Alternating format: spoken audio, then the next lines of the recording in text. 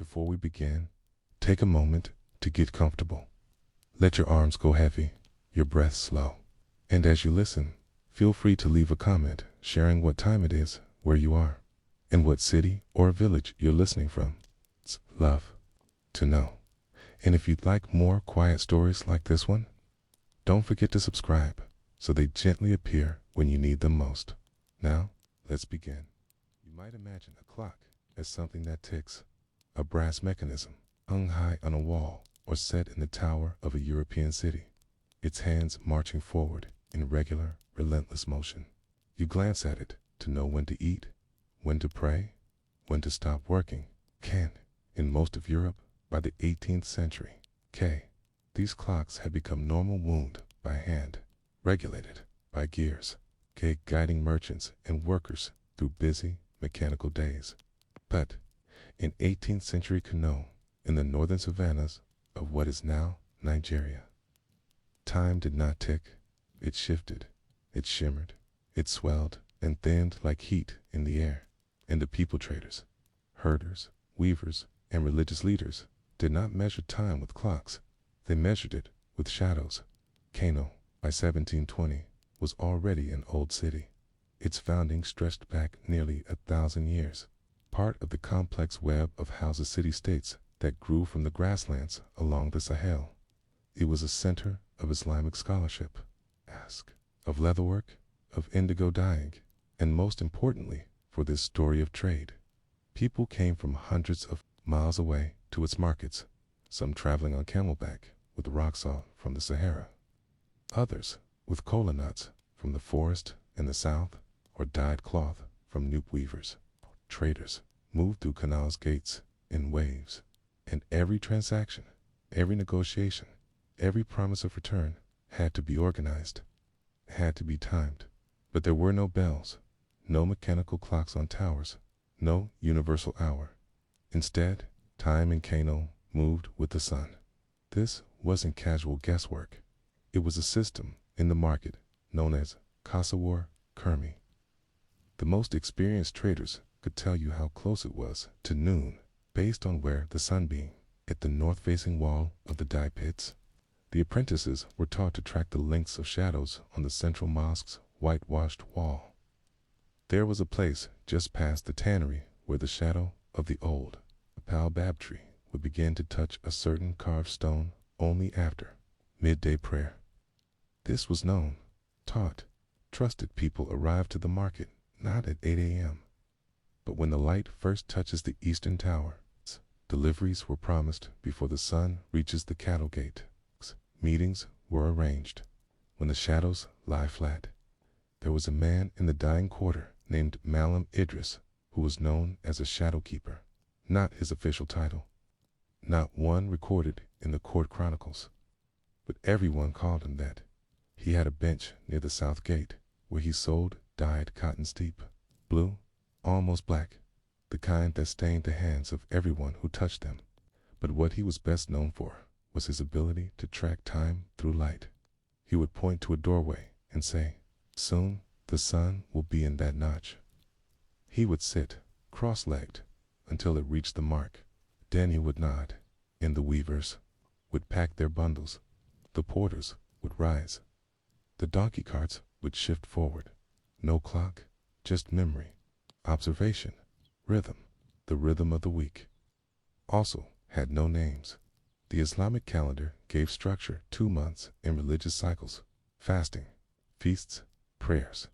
But the market did not follow a 7-day pattern in the way Europe did. Instead, Kano had what was sometimes called a 4-day week, a repeating cycle that governed when certain sectors came to trade. 1 day for grains, 1 day for cloth, 1 day for livestock, 1 day for luxury goods and long-distance traders.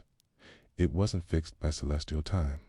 It was fixed by human agreement, reinforced by the beat of trade. Everyone knew when it was a cloth day because the weavers came in from the south.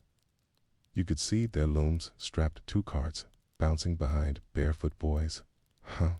You could hear the thump of camel feet on the livestock day. You could smell the roasted millet and yams on grain day. when the food vendors swelled their stalls, before the sun even cleared the wall. The city did not need clocks. The city had memory. The muezzin called prayer from the mosque 5 times each day, his voice rising before the sun had fully cleared the eastern sky. This call, too, shaped time, not just religiously, but practically. The first call was when traders swept their stalls. The third, when porters rested in the shade. The fifth, when the gates of the market closed and the storytellers took over. It's hard to explain now how much could be organized without the concept of 2:15 p.m. But it was. Traders promised to meet again when the third call comes, 2 days from now. They were also the rhythms of food. Food preparation was a kind of clock, the time it took to roast groundnuts, to boil maize, to knead millet into balls, and steam them over slow fire. These things took them.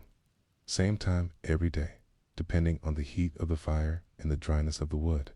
Children were told, "Come home when the pot is done."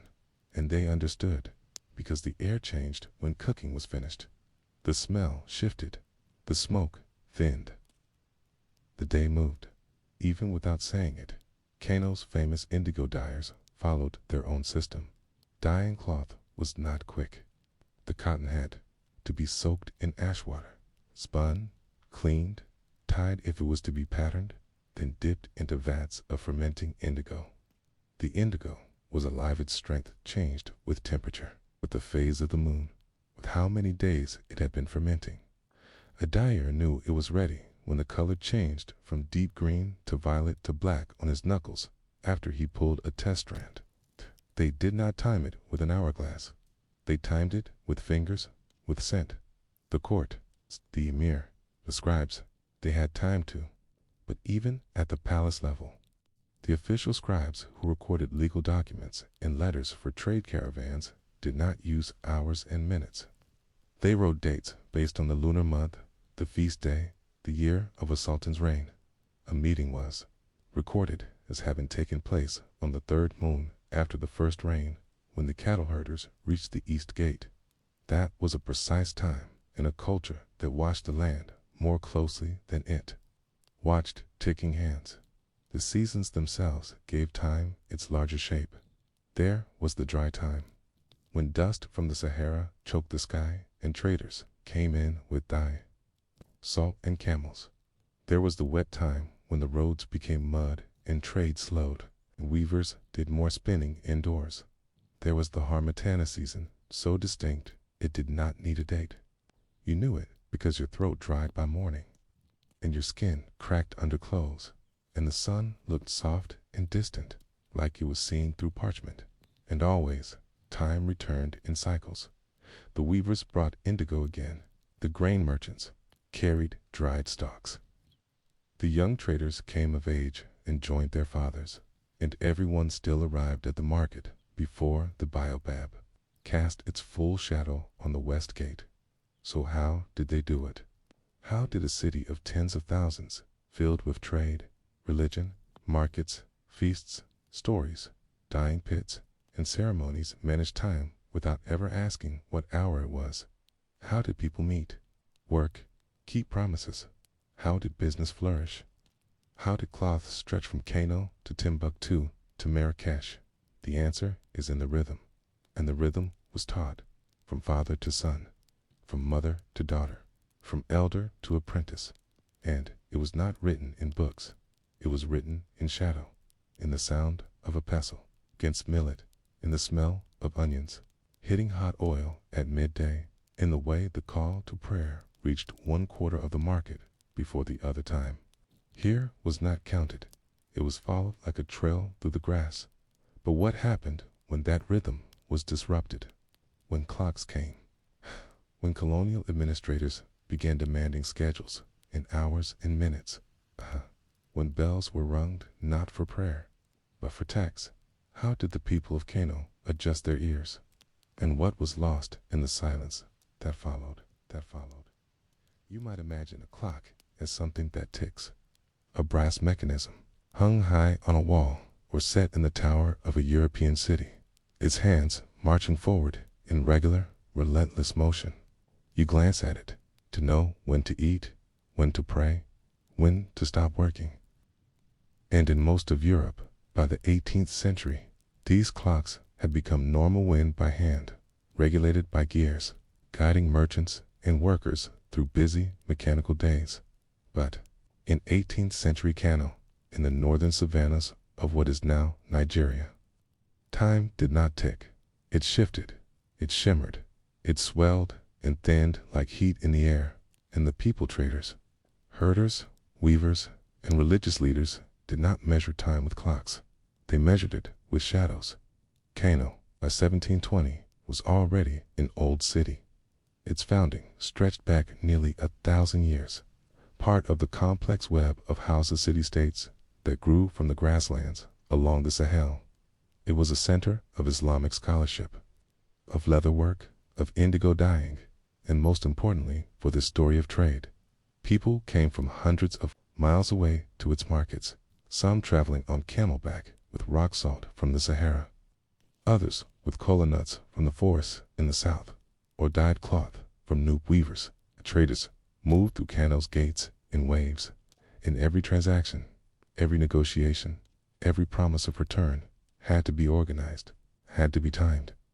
But there were no bells, no mechanical clocks on towers, no universal hour.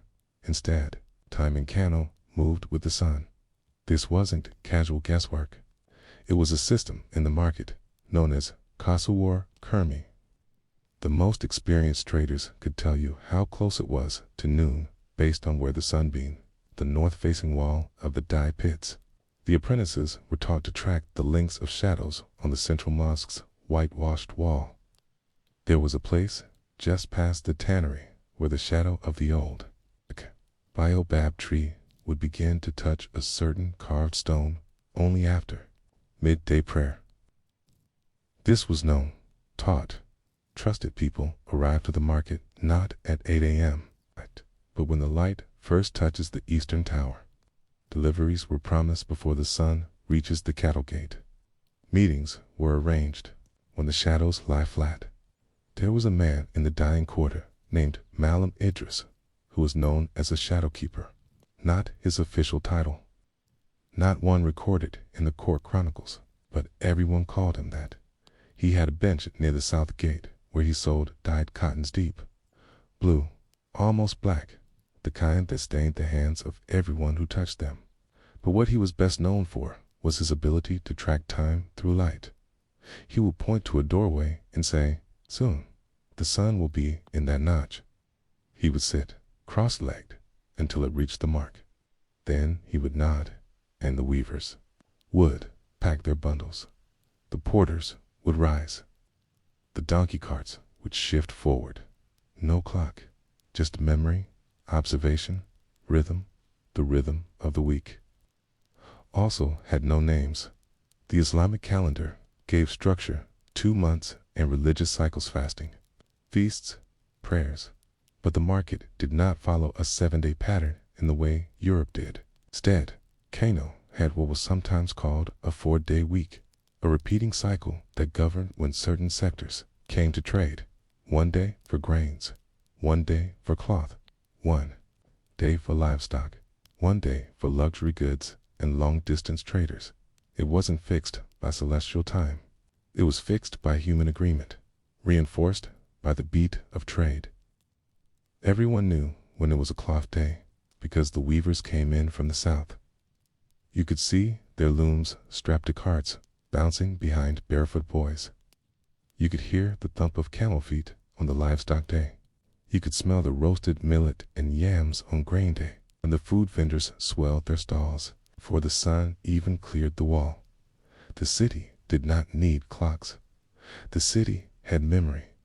The muezzin called prayer from the mosque 5 times each day, his voice rising before the sun had fully cleared the eastern sky. This call, too, shaped time not just religiously, but practically. The first call was when traders swept their stalls. The third, when porters rested in the shade. The fifth, when the gates of the market closed and the storytellers took over. It's hard to explain now how much could be organized without the concept of 2:15 p.m. But it was. Traders promised to meet again when the third call comes, 2 days from now. And they did. There were also the rhythms of food. Food preparation was a kind of clock. The time it took to roast groundnuts, to boil maize, to knead millet into balls and steam them over slow fire. These things took the same time every day, depending on the heat of the fire and the dryness of the wood. Children were told, "Come home when the pot is done." And they understood, because the air changed when cooking was finished. The smell shifted, the smoke thinned. The day moved. Even without saying it, Kano's famous indigo dyers followed their own system. Dyeing cloth was not quick. A cotton had to be soaked in ash water, spun, cleaned, tied. If it was to be patterned, then dipped into vats of fermenting indigo. The indigo was alive. Its strength changed with temperature, with the phase of the moon, with how many days it had been fermenting. A dyer knew it was ready when the color changed from deep green to violet to black on his knuckles after he pulled a test strand. They did not time it with an hourglass. They timed it with fingers, with steam, with scent. The court, key, the emir, the scribes, they had time too. But even at the palace level, the official scribes who recorded legal documents and letters for trade caravans did not use hours and minutes. They wrote dates based on the lunar month, the feast day, the year of a sultan's reign. A meeting was recorded as having taken place on the third moon after the first rain, when the cattle herders reached the east gate. That was a precise time in a culture that watched the land more closely than it watched ticking hands. The seasons themselves gave time its larger shape. There was the dry time, quinked when dust from the Sahara choked the sky and traders came in with salt and camels. There was the wet time when the roads became mud and trade slowed, and weavers did more spinning indoors. There was the harmattan season, so distinct it did not need a date. You knew it because your throat dried by morning, and your skin cracked under clothes, and the sun looked soft and distant, like it was seen through parchment. And always, time returned in cycles. The weavers brought indigo again. The grain merchants carried dried stalks. The young traders came of age and joined their fathers. And everyone still arrived at the market before the baobab cast its full shadow on the west gate. So how did they do it? How did a city of tens of thousands, filled with trade, religion, markets, feasts, stories, dyeing pits, and ceremonies, manage time without ever asking what hour it was? How did people meet, work, keep promises? How did business flourish? How did cloth stretch from Kano to Timbuktu to Marrakesh? The answer is in the rhythm, and the rhythm was taught from father to son, from mother to daughter, from elder to apprentice. And it was not written in books. It was written in shadow, in the sound of a pestle against millet, in the smell of onions, hitting hot oil at midday, in the way the call to prayer reached 1/4 of the market before the other time. Here was not counted. It was followed like a trail through the grass. But what happened when that rhythm was disrupted? When clocks came, when colonial administrators began demanding schedules in hours and minutes, when bells were rung, not for prayer, but for tax, how did the people of Kano adjust their ears? And what was lost in the silence that followed? If you walk through modern Kano today, in the early hours of morning, the city will still greet you with a kind of rhythm, not the hush of shadow keepers or the rustle of traders unpacking under sunbeams, but a layered, multi-textured pulse of the old and the new. You'll hear the azan echoing across rooftops, samplified now by loudspeakers, but still ringing with the same 5-part beat that once aligned everything from trade routes to dye vats. You'll see shopkeepers unlocking corrugated shutters with one hand while tapping their phones with the other, checking messages marked with precise time stops. 6:34 a.m., 6:35 a.m. 6:36. ... Time has been digitized, but under the digital crust, time still murmurs. The walls of the Kermi market are still there, though worn. The baobab trooper has a different one now, still casts long arms across the dusty yard at precisely the same hour it always did. And every now and then, someone in a crowd, usually an older man or a woman, would tilt their head, glance at the angle of a shadow, and announce something simple like, "We should go soon." No clock needed, because the body still remembers what the wrist forgot. But before we leave Kano, before we fold up the dusty cloth and close the shutters of this old trade story, we need to ask a final, slower question. Not just what time meant to the people of 18th century Kano, but what was lost when time changed, what vanished when clocks replaced shadows. One of the most subtle things lost was negotiation, not just in trade, but in social time. When time is fixed, standardized, printed, stamped, and synced across phones and satellites, we forget that people used to negotiate time. A meeting could mean after the third prayer, or when the shade reaches the gate, or soon after the dyers close up. That ambiguity wasn't inefficient, it was flexible. It allowed life to flow with the heat, the light, the unexpected visitor, the sick child, the dust storm that came too early. It made time social. Clocks made time mechanical. And something about that shift, while brilliant in many ways, so erased the kindness of delay. Another loss was the embodied nature of time in Kana. Time wasn't something you redid, it was something you felt in the muscles as you pounded. Millet dot felt in the rhythm of your camel's stride on a long journey, felt in the squint of your eyes as the midday sun flattened everything in sight. People woke when the birds stirred.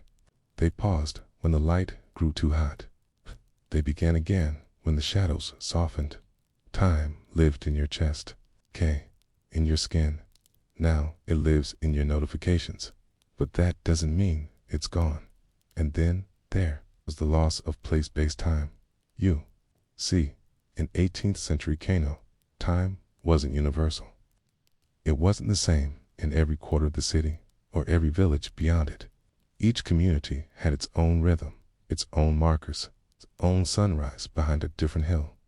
A trader coming from the south might say he left after the rain cooled the dust, while another from the north might say after the moon dipped. Neither were wrong. Time was tied to place. It was local. With colonialism and industrialization came centralized time, standardized to the hour, then to the minute, then to the second, and eventually even sent to Greenwich in London.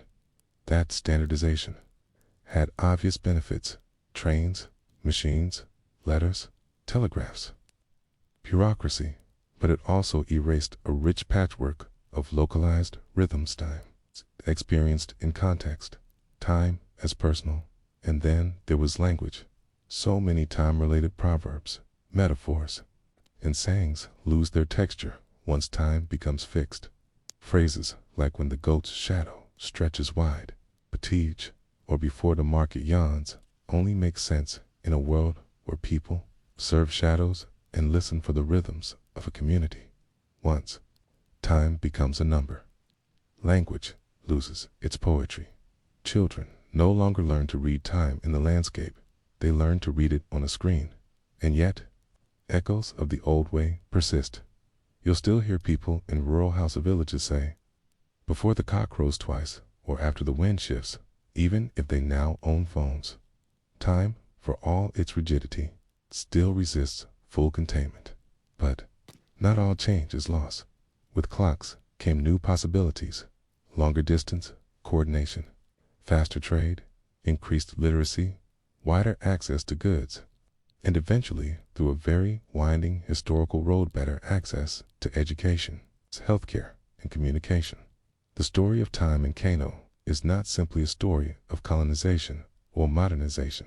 It's a story of adaptation, a slow negotiation between rhythm and precision, between the whisper of light on a wall and the loud beep of a modern alarm. The people of Kano didn't forget how to count shadows. They translated the knowledge. Some became school teachers and taught math alongside market wisdom. Some became imams and timed sermons to both azan and watch. Some still sell cloth under the same sun, but now check the hour before heading home. And if you could speak to Malam Idris, to Datha, old dyer from the shadow, while he might nod quietly and say, yes, they changed the rhythm, but he might also smile, because in the silence of early morning, before the shops open, before the azan rises, before the first truck rattles down the road, the light still touches the same spot on the wall as it did 200 years ago, and someone still notices tall. If you ever find yourself wandering the streets of old Kano, don't check your watch. Look at the light on the mud walls. Watch where the goats rest. Listen for the grind of stone against millet, and you may, just for a moment, fall back into an older rhythm, a time not ruled by seconds, but by silence, by shadows, by scent, by memory. And when you do, ask yourself, in a world full of clocks, what other kinds of time have we forgotten how to hear?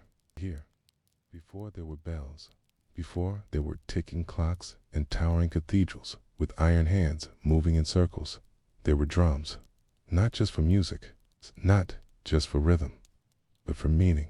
In the old kingdom of Dahomey, which occupied the coastal plateau of what is now southern Benin in the 18th century, drums did more than keep a beat.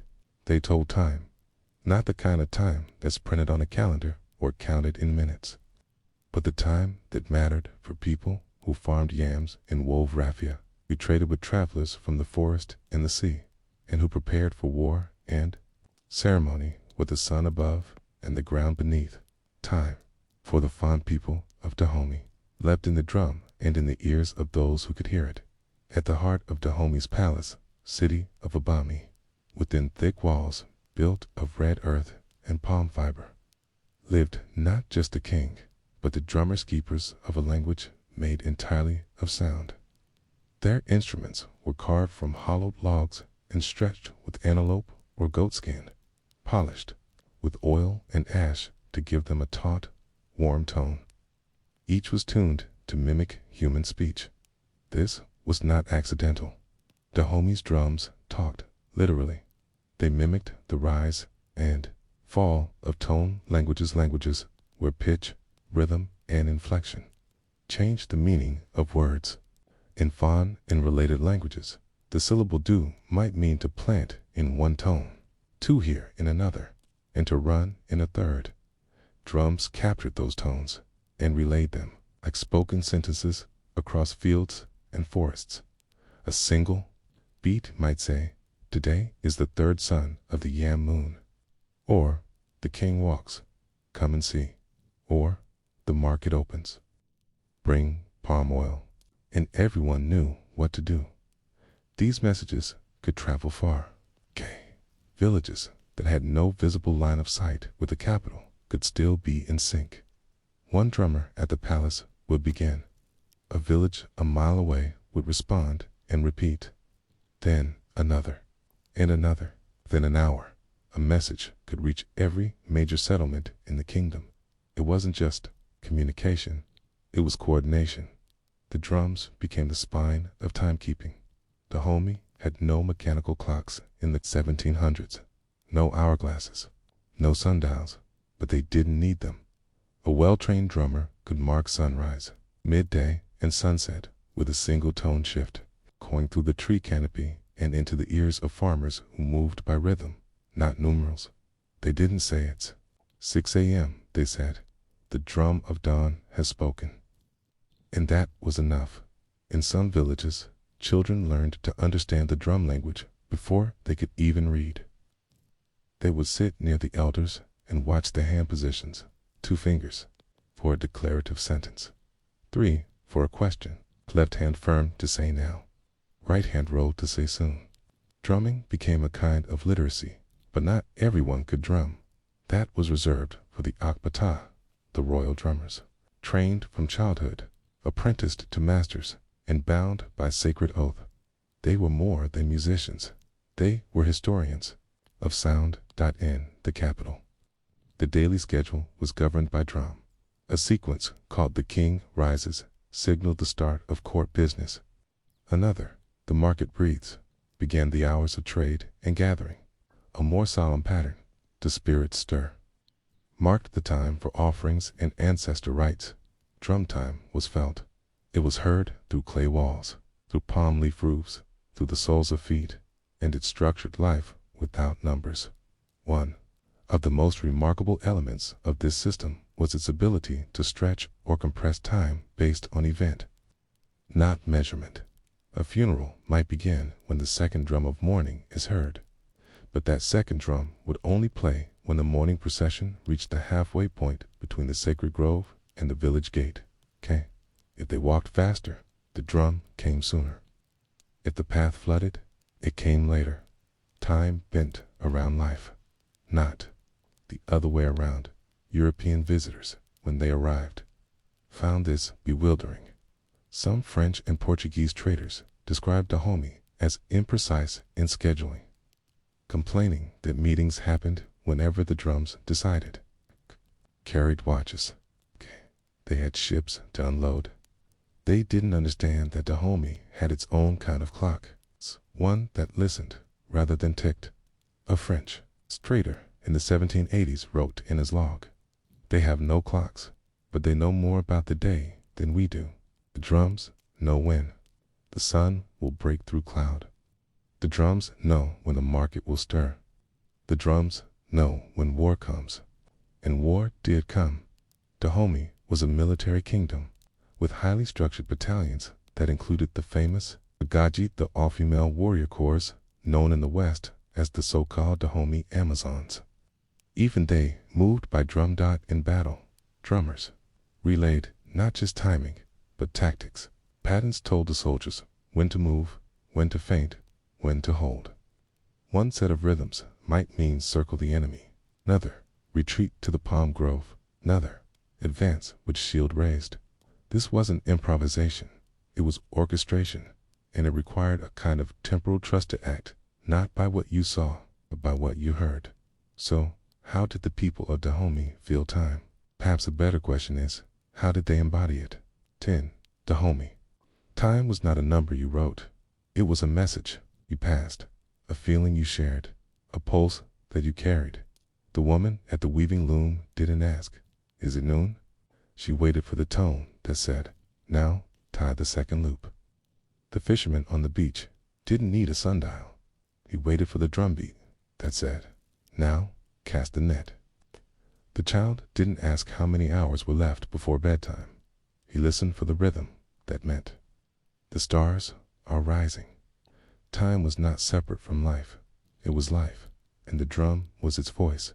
But the system had its limits. The drums needed clear air.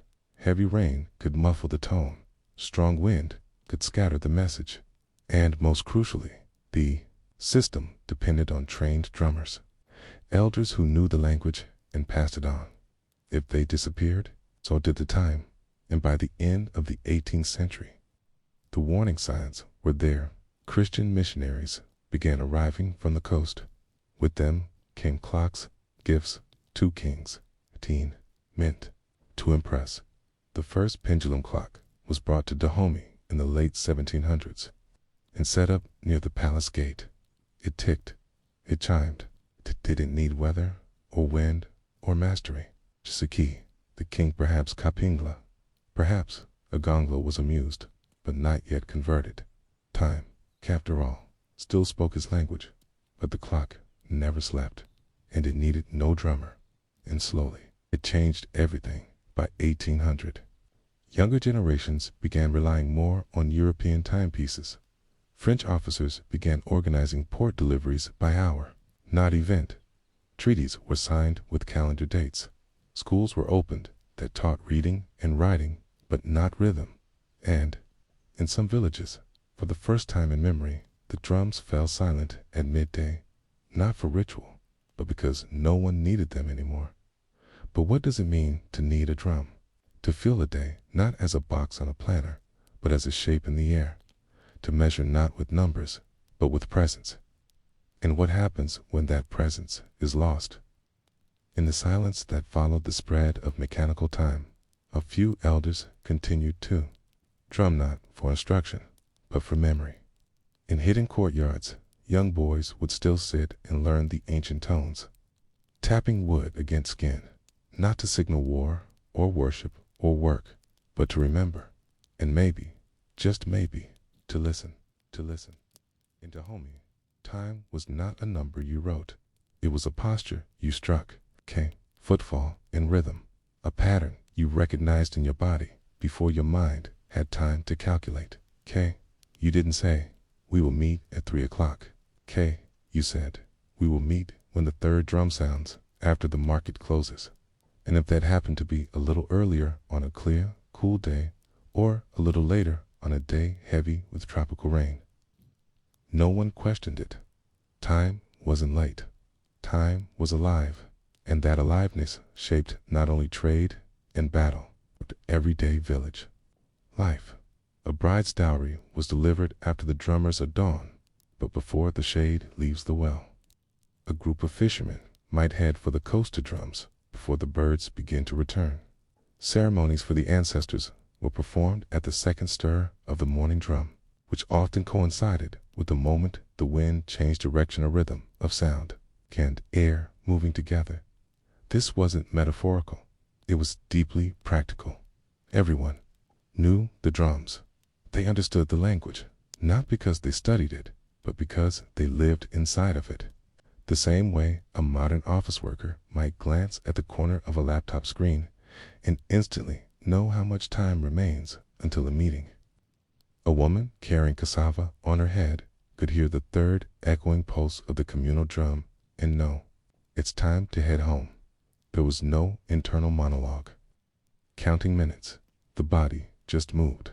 But something began to shift near the turn of the 19th century. Slowly, at first at the coastal ports of Ouida and Porto Novo, where European ships docked to trade rum, cloth, and more darkly enslaved people. Time began to wear a new face. Wristwatches appeared, worn by captains and traders. Bells rang from church towers brought in by missionaries. Time now carved into metal, regimented into 60 minutes per hour and 24 hours per day walked, ashore wearing shoes from Marseille and spectacles from Lisbon. It wasn't loud, but it was persuasive. The missionaries brought clocks with chimes.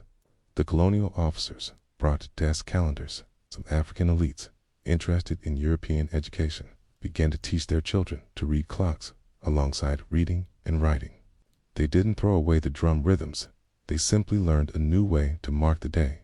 And so began a strange coexistence. At 10 a.m. by the European clock, the village drum might still say, "The market begins." But the meanings didn't always align.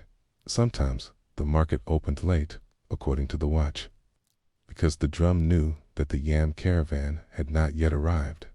Sometimes it opened early, because the drumkeeper had sensed the humidity dropping and knew the rains would come soon. And in those cases, the clock was ignored because it wasn't relevant. There's a document from a French colonial agent stationed in Abumi in 1895. He wrote, somewhat frustrated, "The people do not respect the fixed hours for our audience. They continue to wait for the palace drums. I have fixed appointments at 8 in the morning, yet the court arrives when the talking drum calls them. I ask for punctuality, and they reply, but the drum has not spoken yet." The French officer was measuring time in numbers, but the people of Dahomey were measuring readiness, and those are not the same thing. Even within the palace of the Dahomean king, then King Agoli-Agbo, the last sovereign before the French fully annexed the kingdom, drum tank held firm. The king's ceremonial duties still followed a drum-based schedule. When he moved from one courtyard to another, a sequence of tones preceded him. When he sat in judgment, The settling drum was struck 3 times. When visitors arrived from distant villages, a special pattern was played to alert the appropriate ministers. The rhythm governed attention. It did not regulate minutes, it regulated meaning. But with each passing year of colonial encroachment, clocks replaced rhythms in more and more corners of life. In schools, children were taught to arrive at 7:30 a.m. in courtrooms. Hearings were scheduled in hours, not ceremonies. And in the rail stations being planned along the coast, timetables began to appear in French, with no room for interpretations, like when the palm shadows grow long. What happened to the drummers? Some continued their work as before, especially in rural communities where colonial reach was shallow. Others were co-opted into colonial ceremonial roles, paid to perform traditional drum pieces for visiting officials, stripped of the authority to set daily rhythms, and instead confined to choreographed spectacles, and some faded away entirely, not through violence, but through silence, as more people turned to ward clocks and bells, and factory whistles. The drums began to speak to fewer ears, and eventually some stopped speaking, but not everywhere. There were elders who passed the drum rhythms down in secret, not because it was illegal, but because it was precious, too precious to be performed for audiences that no longer understood the language, too sacred to be used in ways that flattened its meaning. Seed. Knowledge was guarded, not forgotten, just quiet, a different kind of time, a different kind of silence. And today, if you go to Benin, especially in the interior, beyond the paved roads and buzzing mopeds and loudspeakers, you may still hear the echo of talking drums, not in every village, not every day, but in ceremonies, in funerals, in royal reenactments, sometimes even in markets. If you know how to listen, they don't govern the daily schedule anymore, but they still mean. Modern Beninese culture holds these rhythms like a memory, folded into the palm, rarely visible, but always near. And in urban centers like Katana or Porto Novo, where time runs on clocks and cars and cell phones, there are still musicians who study the old codes, who play the drum not for entertainment, but for communication, who teach their children how to say, "Come home, the storm is near." And we begin in the ancient language of tone and strike, the grammar of rhythm, the vocabulary of time. In a sense, the talking drum is not just a relic of the past, it's a reminder that time does not have to be silent. It can be heard, it can be shared, it can be felt in the soles of your feet, in the tension of your chest as the rhythm changes, in the slight lilt of the head as the meaning drops into place. It reminds us that timekeeping, before it was ever numeric, was always musical. So, next time you glance at a clock and see 3:45 p.m., ask yourself, is that just a number? Or could it have been a rhythm? Would your body have known that moment, even without digits? Would your village? Would your memory? Because somewhere in the dry grass near Ubami, a hollowed log still waits, not to play music, but to speak time. By the time the 20th century unfurled its steam engines, school bells, and typewriters across West Africa, the old timekeepers of Dahomey, those drummers whose winning voices once commanded a kingdom, had become quiet shadows of what they had been. But that doesn't mean they disappeared. Rather, they receded. They changed shape, because time, like rhythm, does not vanish. It adapts. It hides inside new containers. And sometimes, if you listen closely to a modern West African town, you'll hear it pulsing softly behind the engines and alarms, tucked inside the long, slow heartbeat of communal life. Let's walk now to a village not far from present-day Bahican, once a rural market point in the old Dahomean network. It's a dusty afternoon in the dry season, the kind of day when the sun doesn't so much shine as it settles, thick and low on your skin like warm cotton. A boy runs across the courtyard, bare feet slapping the earth, a bucket wobbling in one hand. Behind him, An elder sits beneath a mango tree, hands poised over a narrow, hollow log. It's not performance, it's habit. He taps once, waits, taps again, listens. He is not telling time, he is sensing it. This elder, whose name might be Adalin or Gbeckin, or simply Poppy names, are less important than what they hold was once the apprentice of an old Akpata royal drummer who served under the last independent Dahomean king before the French drew new maps. He remembers the patterns of phrases, the ceremonial phrases used to call gatherings or announce the passing of a chieftain. But he knows something else too, that in his grandfather's time, the drums told everyone when to wake, when to gather, when to mourn. Now, they mostly tell memory. Even still, the knowledge persists in small acts. A wedding begins not by the clock, but when the welcoming rhythm sounds from a corner of the compound. Children return from the fields, not when the sun is at a particular angle, but when the quick, crisp come-home rhythm echoes off the hills. Time hasn't disappeared. It's just changed uniforms. Anthropologists who visited Dahomey renamed the Republic of Benin after independence throughout the 20th century often recorded something surprising. Despite colonialism's aggressive reshaping of daily life around clocks and calendars, many rural communities continue to blend old rhythms into modern routines. A school teacher might say, class begins at 8 a.m., so still nod to the village drummer who marks morning with a rhythmic phrase, meaning wake, the light is coming. A funeral might be scheduled for Saturday at 3, but it doesn't begin until the drums of morning play the opening phrase from the Zwatano, the ancestral elegy. Time, once an outsider, is now both stranger and guest. This coexistence of systems, Western clock time, and traditional rhythmic time is not unique to Dahomey. It exists across many African societies, but Dahomey's talking drum is special for one reason. It wasn't just rhythm, it was language. You see, a Fontani from the Gankagai, the Atumpanese, were not just musical instruments. They were coded vessels of meaning. In the 18th century, when a drummer struck a phrase like Agbedo, Gabo, Agbaja, to La KPT, it wasn't abstract. It meant the hunter walks to the forest. The moment has begun.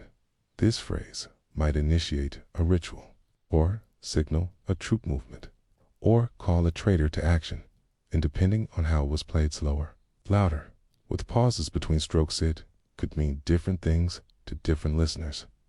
Based on their role in society, these tonal messages were so complex, so embedded in local language, that even colonizers often failed to decipher them despite years of study.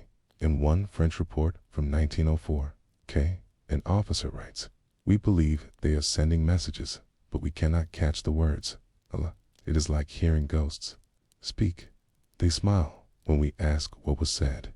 Indeed, they smiled, because the drum wasn't just a tool, it was sovereignty. To control time through sound was to resist being timed by another tool. Set the hour by drum was to say, we still choose our rhythm, but even resistance has its seasons. And as the 20th century wore on, with independence and modernity moving hand in hand, even the most sacred drumming traditions began to wane. The last royal drum schools in Abumi saw their final students graduate in the 1970s. Their teachers, once revered as keepers of the king's breath, died without successors. Some drums were sold to tourists. Others were stored in museums, tagged with faded labels. Ceremonial drum, Dahomey, late 1800s. They no longer spoke, only waited. But a curious thing began to happen in the 1990s and early 2000s. Young musicians, Beninese, Togolese, Nigerian, began to revisit these old sounds, not as curiosities, but as inheritance. They formed ensembles, consulted aging drummers still alive in the hills, studied tone patterns hidden in dusty notebooks and oral recitations. They didn't want to recreate time.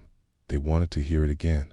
One group, the Zensu ensemble, even developed digital software to transcribe drum phrases phonetically in effort to preserve the speaking drum vocabulary before the last elders passed on. Others began recording audio archives, pairing drum language with its spoken equivalent, and slowly, from quiet corners in community centers, the voice of time returned, not in place of clocks, but alongside them. A classroom now might teach both arithmetic and ancestral drum syntax. A radio station in Katana might open the morning show with a digital sample of the King's Rise. Rhythm. A cultural festival might schedule its program by the hour, but still open with a deep, slow tone that once marked the sun's first breath. These are not reenactments. They are remembrances, living ones, and this revival has had unexpected consequences. Historians, re-listening to the rhythms, began to realize that the Dahomean talking drums preserved more than just messages. They preserved timelines, political events, wars, treaties, royal successions, all encoded into ceremonial drum language, repeated across generations. In a way, they were oral calendars, except instead of flipping pages, you beat phrases. Instead of reading lines, you felt them in your ribs. So here's a question. What does it mean to track time without clocks? To live by rhythm, not by tick. To measure a day, not by digits, but by decisions. Maybe it means you belong more fully to your place. That the sun and the market and the echo of your neighbor's footsteps carry more weight than a bell tower or smartphone buzz. Maybe it means you move when it's time, not when a machine says it is. Maybe it means your time is your own. Today, you walk the ochre paths around a bummy, and the air is just right. You might hear something soft and rolling echo between the BAO, BABS. It might be a drum. It might be a phrase. It might mean nothing to you. Or it might mean this. The day is waiting for your rhythm. And then you might realize time isn't something you keep. It's something you join. You join. Before the wristwatch ever ticked on an African wrist. Before the steeple bell tolled in a colonial town square. Before quartz or gears or digital screens blinked 7:58 a.m. There were cowries, tiny, curved, glossy shells, pale white, with ridged backs like a yawn from the ocean. They looked like nothing. They weighed nearly nothing.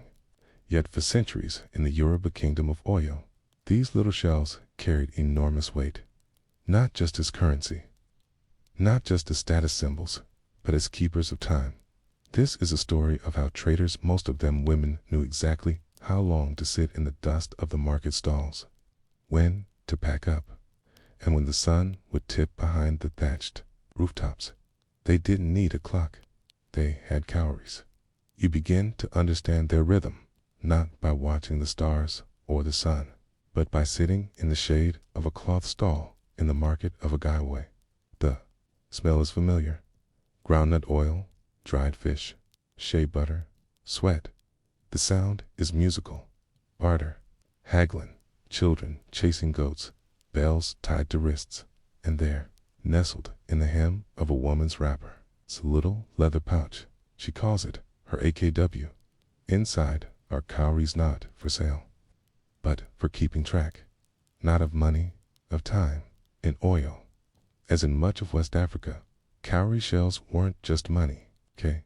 You could count them to calculate value, yes, but also to divide your day, to pace your labor, to know when to stand and when to rest.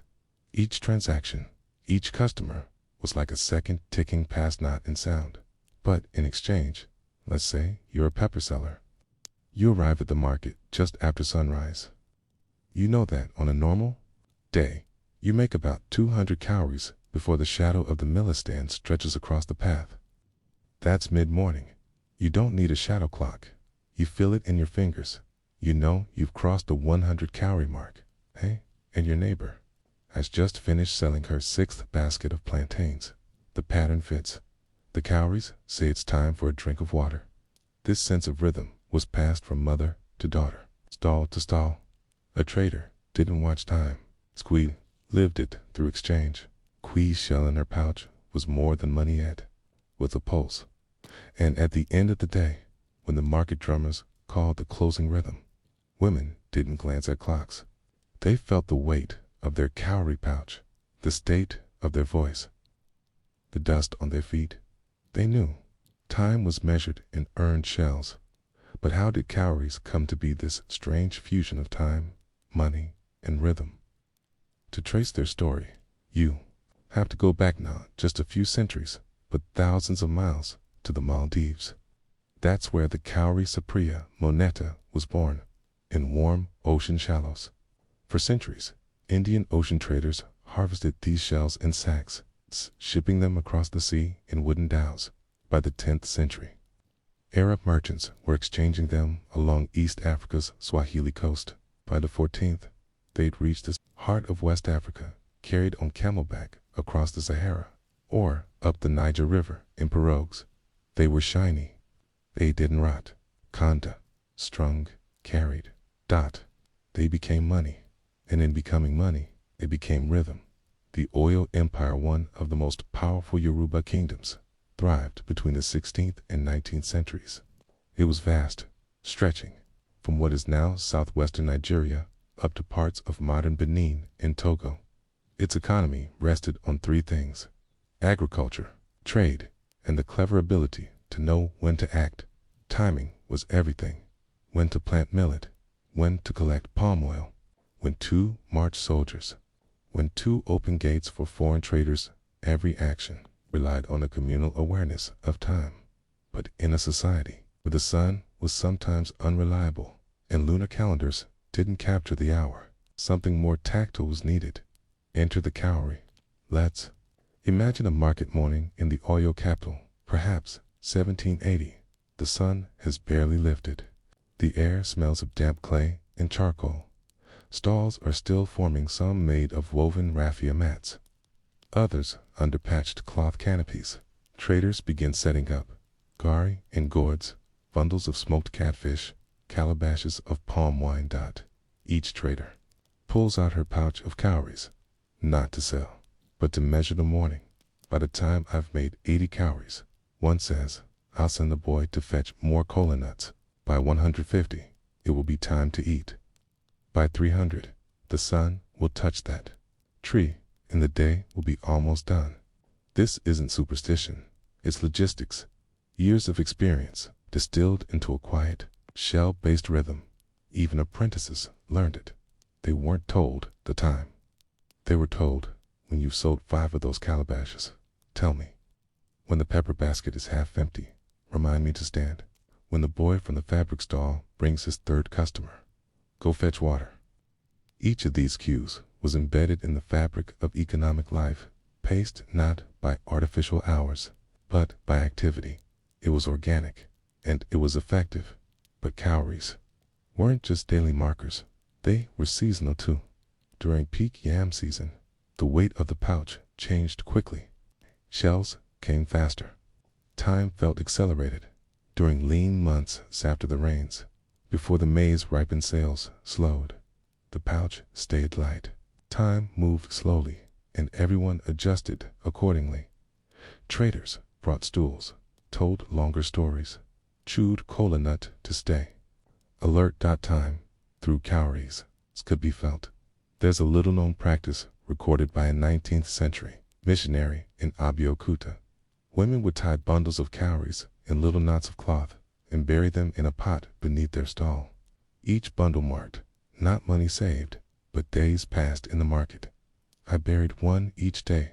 I sold enough to feed my household. One woman said, when the pot is full, I know a moon has passed. This wasn't accounting. It was temporal anchoring.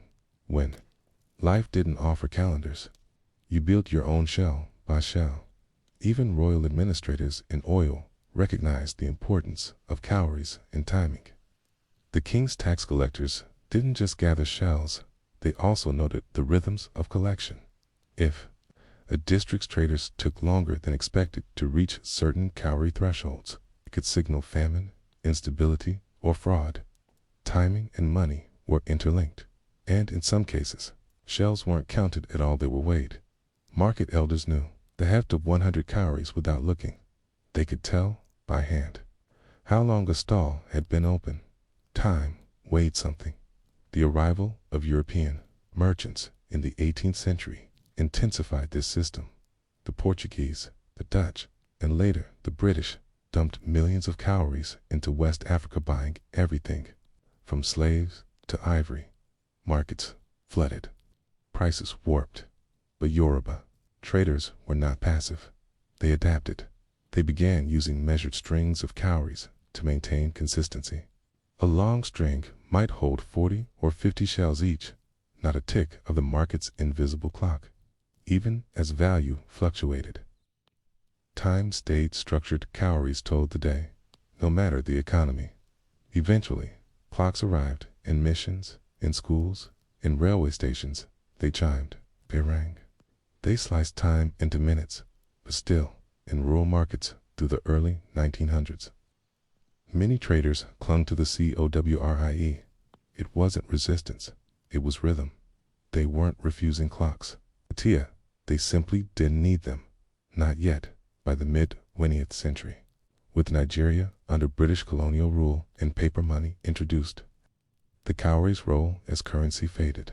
Yet, even as the shells disappeared from wallets, they remained in homes, shrines, and stories. And in memory, some Yoruba grandmothers still teach children how to hold a pouch, feel its weight, and estimate a day's labor. Don't count them, they whisper. Listen to them, because in the rustle of those shells, there's more than money. There's time. And that raises a question. If you lost your clock, your phone, your calendar, could you still keep time with your hands? Could your body learn to feel the passage of a morning through weight and rhythm in exchange? And if so, what might you remember? And what might you forget? If you lived in 18th century oil and wanted to know the hour, you wouldn't ask a watchman or look for a sundial. You'd listen to footsteps. You'd observe a merchant rearranging her cloth bundles. You'd glance at the boy with a goat-hide drum who just sat down for his mid-morning snack.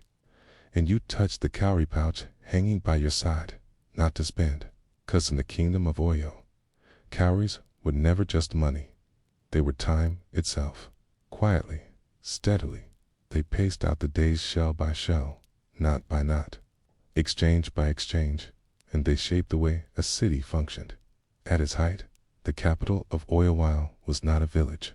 It was a sprawling metropolis by West African standards, sorts of compound houses, administrative quarters, a palace complex stretching longer than a football field, and busy marketplaces humming with trade from across the Sahel.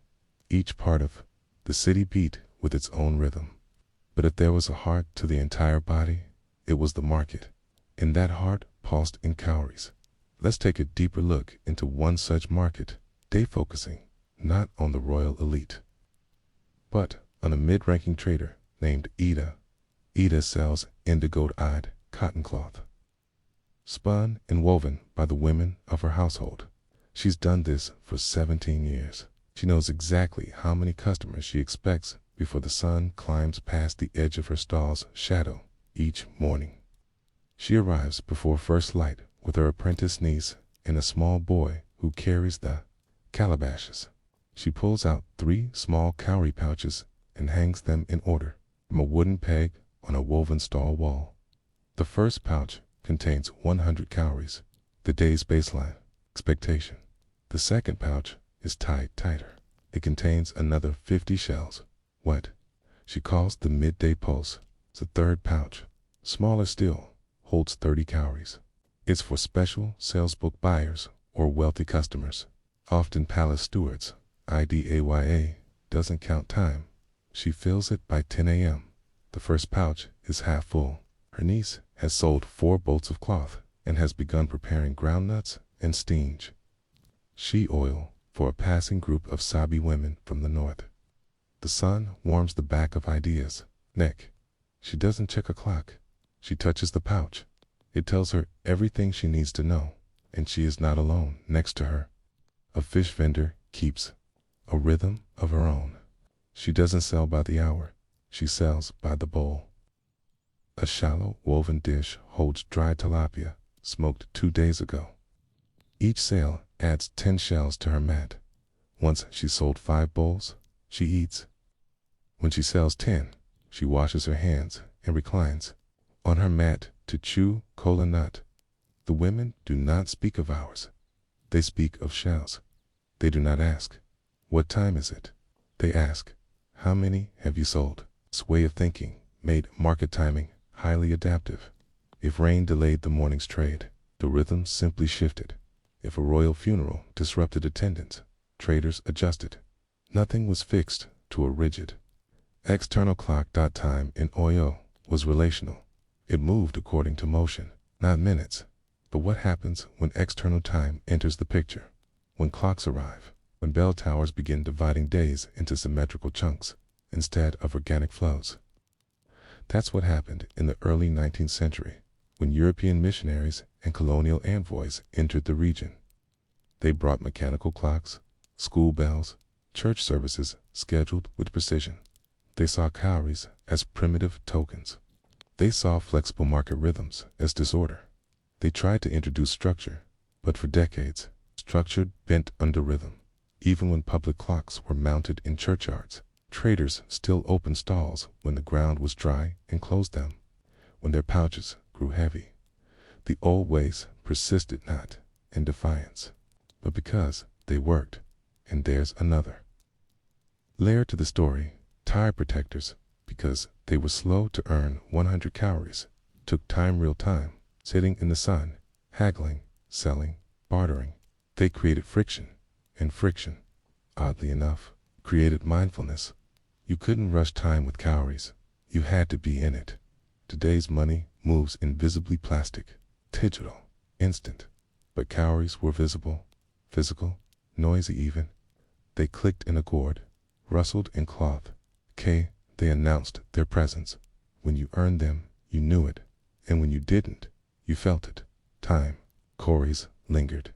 There's a Yoruba saying, often murmured by elder women in markets: si asiko, lona kauri, lo njibo. There is no time on the road. The cowrie listens. It means, don't rush. Let the exchange speak. Let the day move you. Time isn't something you tell. It's something you hear in the tone of a buyer's voice, the rhythm of your pouch filling the ache in your back. This concept of time's exchange wasn't limited to women's markets. Male traders used it to, especially those who traveled long distance. Traders heading north to Hausa towns or west to the coast would often divide their journey not by kilometers, but by market returns. A 3-day journey might mean 3 bundles of calories earned along the way. They might say, I left at the rising of the new yam and returned when I had enough shells for the child's naming. Time wasn't wasted if no shells were gained. It wasn't measured in emptiness, only in exchange. But by the mid-20th century, change was unavoidable. Paper money arrived. Calories lost their value. Modern banking systems did not accept shells. Urban migration drew younger generations into new rhythms: office hours, school bells, train schedules, and slowly, the old pouches disappeared. Not completely, but they changed role from tools to talismanics. Today, in parts of Yorubaland, cowries are still used in rituals, in ancestral offerings, in art, but in markets, less and less. Yet, the idea that time can be felt through trade, through daily acts, through physical tokens, lives, in subtle ways. Tailor, who knows how long it takes to finish a hem by how the thread falls. A pepper seller who tells the hour by the angle of dust on her bench. A grandmother who still ties a shell into her granddaughter's wrapper knot for money, but for memory, and that memory invites a reflection. What would it mean if we measured time by effort, not alarm? What would it mean if we ended our day, not by checking a clock, but by weighing what we earned, what we gave, what we felt? Perhaps time is not something we've lost to machines. Perhaps it's still in our hands, light as a shell, slow as a breath. By the early 20th century, The tempo of life in the oil region was changing slowly, but unmistakably. Mechanical clocks, imported calendars, and government schedules were becoming more present, creeping into towns, schools, and even markets. But even as public life adjusted to these new rhythms, something older held steady in the hands of those who remembered cowries, small, curved, ocean-born, were no longer the primary currency. Their buying power had eroded, but their role as a timekeeper, a daily metronome, and a companion to labor endured in the minds and movements of older generations. And that's where this final part of the story takes us, not to the height of cowrie time, but to its gentle unwinding, and to the quiet legacy it left behind. By 1920, colonial administration in Nigeria was becoming more formalized. The British sought to reorganize local markets, impose licensing systems, and standardize trade times. Towns like Ibadan and Abeokuta were seeing the rise of market days in the European sense, officially scheduled, announced via printed broadsheets, governed by municipal regulations. But older women in rural areas still opened their stalls when the smell of dew began to lift from the earth. They still tied cloth pouches of cowries at their waists, not because the shells could buy much anymore, but because the weight reminded them of pace. They moved not by minutes, but by memory. Take, for example, Mama Bintua, fictional composite of many women whose oral histories have been recorded from the mid-20th century. Born around 1875, she had grown up in the outskirts of Oyola. She began trading kola nuts with her mother at age 9. Her fingers knew the feel of a string of 20 shells. She could gauge the passing of half a market day by the number of times she had poured water for customers. She could sense an approaching storm, not by weather reports, but by the sudden stillness and the rhythm of trade. Even in her 60s, as coins replaced shells, she insisted on beginning her selling only after the cowrie in her pouch had settled. What did that mean? It meant that time for her had become internalized. The pouch might now carry British pennies or Nigerian shillings, but its weight, its familiarity, still marked time like a pendulum swinging in her memory. The symbolic value of cowries as timekeepers continued in rituals, too. Among Yoruba spiritual practitioners, especially those involved in Ifa, divination, cowries were used not just for offering oracles, but for marking sacred intervals. A diviner might cast 16 shells in a spread, each symbolizing a particular path, but also a phase in a cycle. Time was cyclical, not linear. Shells were used to denote these cycles, not just cosmologically, but practically. In some shrines, shells were still tied into bundles of 12 or 16, then placed in gourds to represent a season or a passage of months. They weren't read like a calendar. They were felt as a connection to something slower than weeks, deeper than deadlines. This method of marking time persisted in farming. Many Yoruba farmers operated not by solar calendars, but by market cycles. A typical example, in a region with a 4-day traditional market, weekware markets rotated between towns. Farmers would track time not as 10 days or 2 weeks, but as 3 adjacent markets or 2 cycles. Past Egbedi, and again, cowries were tied to these cycles. A farmer's wife might string a shell for each time her husband returned from selling yam at Isium. When the string held 7 shells, she would begin preparing for the next planting phase. Time was not independent of labor. It was labor, but change, inevitably, pressed harder by the 1950s. With Nigeria moving toward independence, the colonial economy was fully cash-based. Schools taught children how to read clocks, how to calculate wage hours, how to keep ledgers. Cowries were museum pieces, or religious objects, or kitsch, sold to tourists still. In the markets, especially those on the peripheries, cowries lingered. Sometimes they were used as tokens to mark place in line. Other times they were given by elders to children, not for spending, but as symbolic keepsakes. And in rare cases, old traders still carried them as day markers, not unlike a person today carrying a rosary, a worry stone, or a worn watch with a cracked face that no longer ticks but still tells time in memory. The last known widespread use of cowries for time management faded by the 1970s. Yet their rhythms did not vanish. Instead, they transformed in language, in habits, in proverbs. Consider this saying, still heard today among Yoruba elders: Ta-ko ba ni a o mo I akoko too low. If we don't count, we won't know how much time has passed. On the surface, it could be mistaken for a modern sentiment about tracking productivity, but at its heart, it's cowrie logic. If you don't handle the shell sieve, you don't feel each exchange, you don't know where the day went. And this philosophy of time as tactile, not just visual or digital, has deeper implications. It offers an alternative to the relentless clock time that dominates modern life.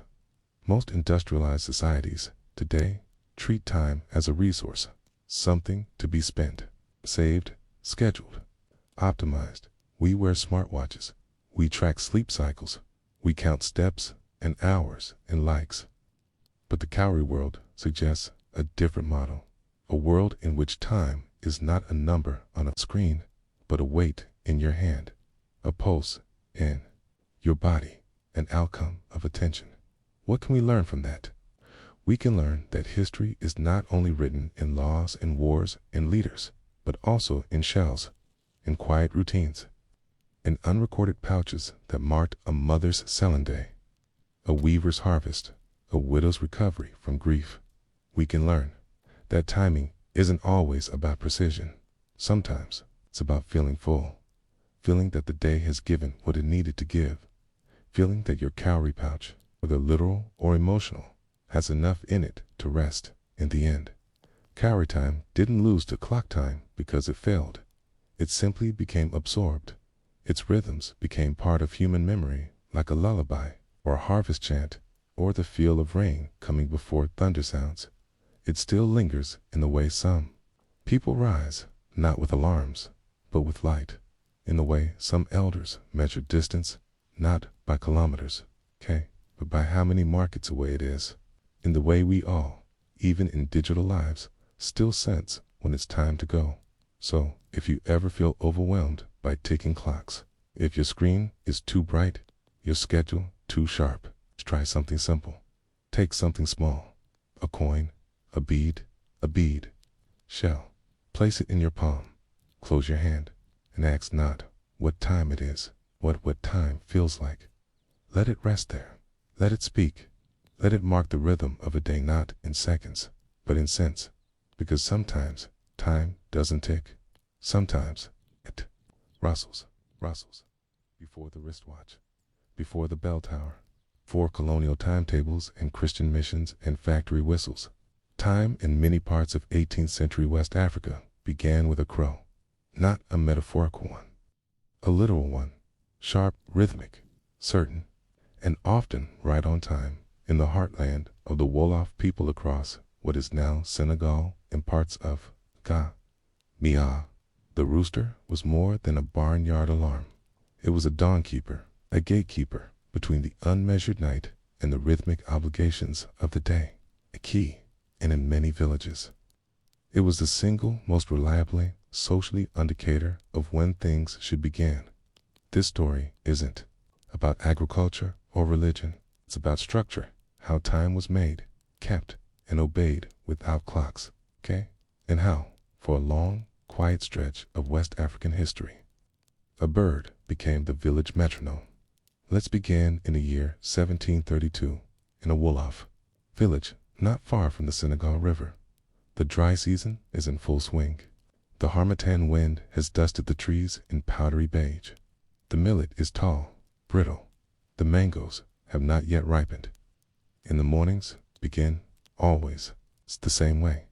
A long silence, then the first crow, then another closer, then, after a pause, the one everyone is waiting for. the village's own rooster, known by most, not by name, but by the pitch of his crow. It's not a dramatic moment.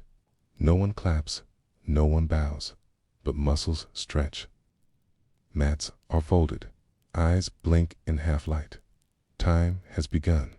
In Wolof cosmology, the day wasn't just a string of hours. It was a layered sequence of obligations, prayers, fieldwork, domestic duties, meetings under baobab trees, food preparation, and evening rest.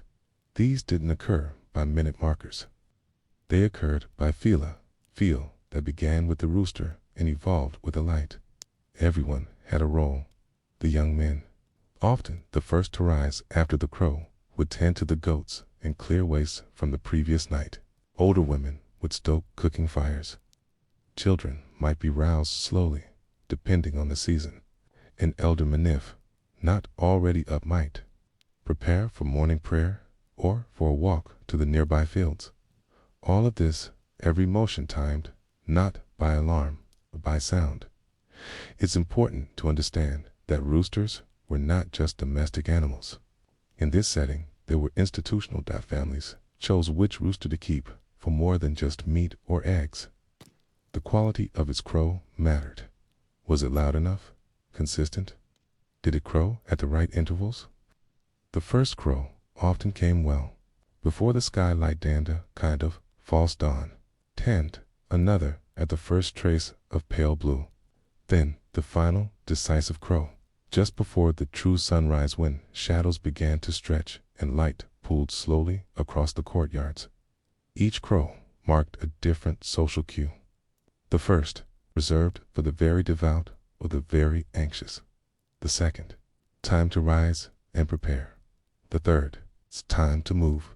In some Wolof oral traditions, roosters were said to possess a spiritual alertness, to sense things before humans could. Their crows were not just sound, but signal, not prophecy, perhaps, but certainty. And certainty, in a world without fixed hours, was gold. Many villagers timed rituals by the third crow. Offerings to ancestors were best made just after the rooster gave his final call. When the veil between night and day was thinnest, marriage, processions, especially those involving dawn, departures often began just after that last crow. In infields where women worked in groups planting, harvesting, weeding, the rooster marked the acceptable window for beginning. Too early, and you risked bad luck. Too late, and you faced communal scolding. The rooster was both permission and pressure in many households. The sound of the rooster created what we might now call temporal layering, a staggered awakening of roles and actions. The first crow might be heard only by those in light, sleep those already half awake. The second might reach those curled in cloth, blinking but still unwilling to rise.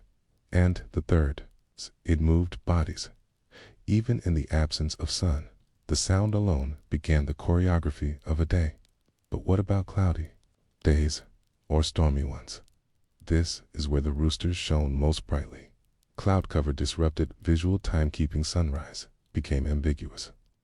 But the rooster, sensitive to tiny changes in light, humidity, and air pressure, rarely missed its cue.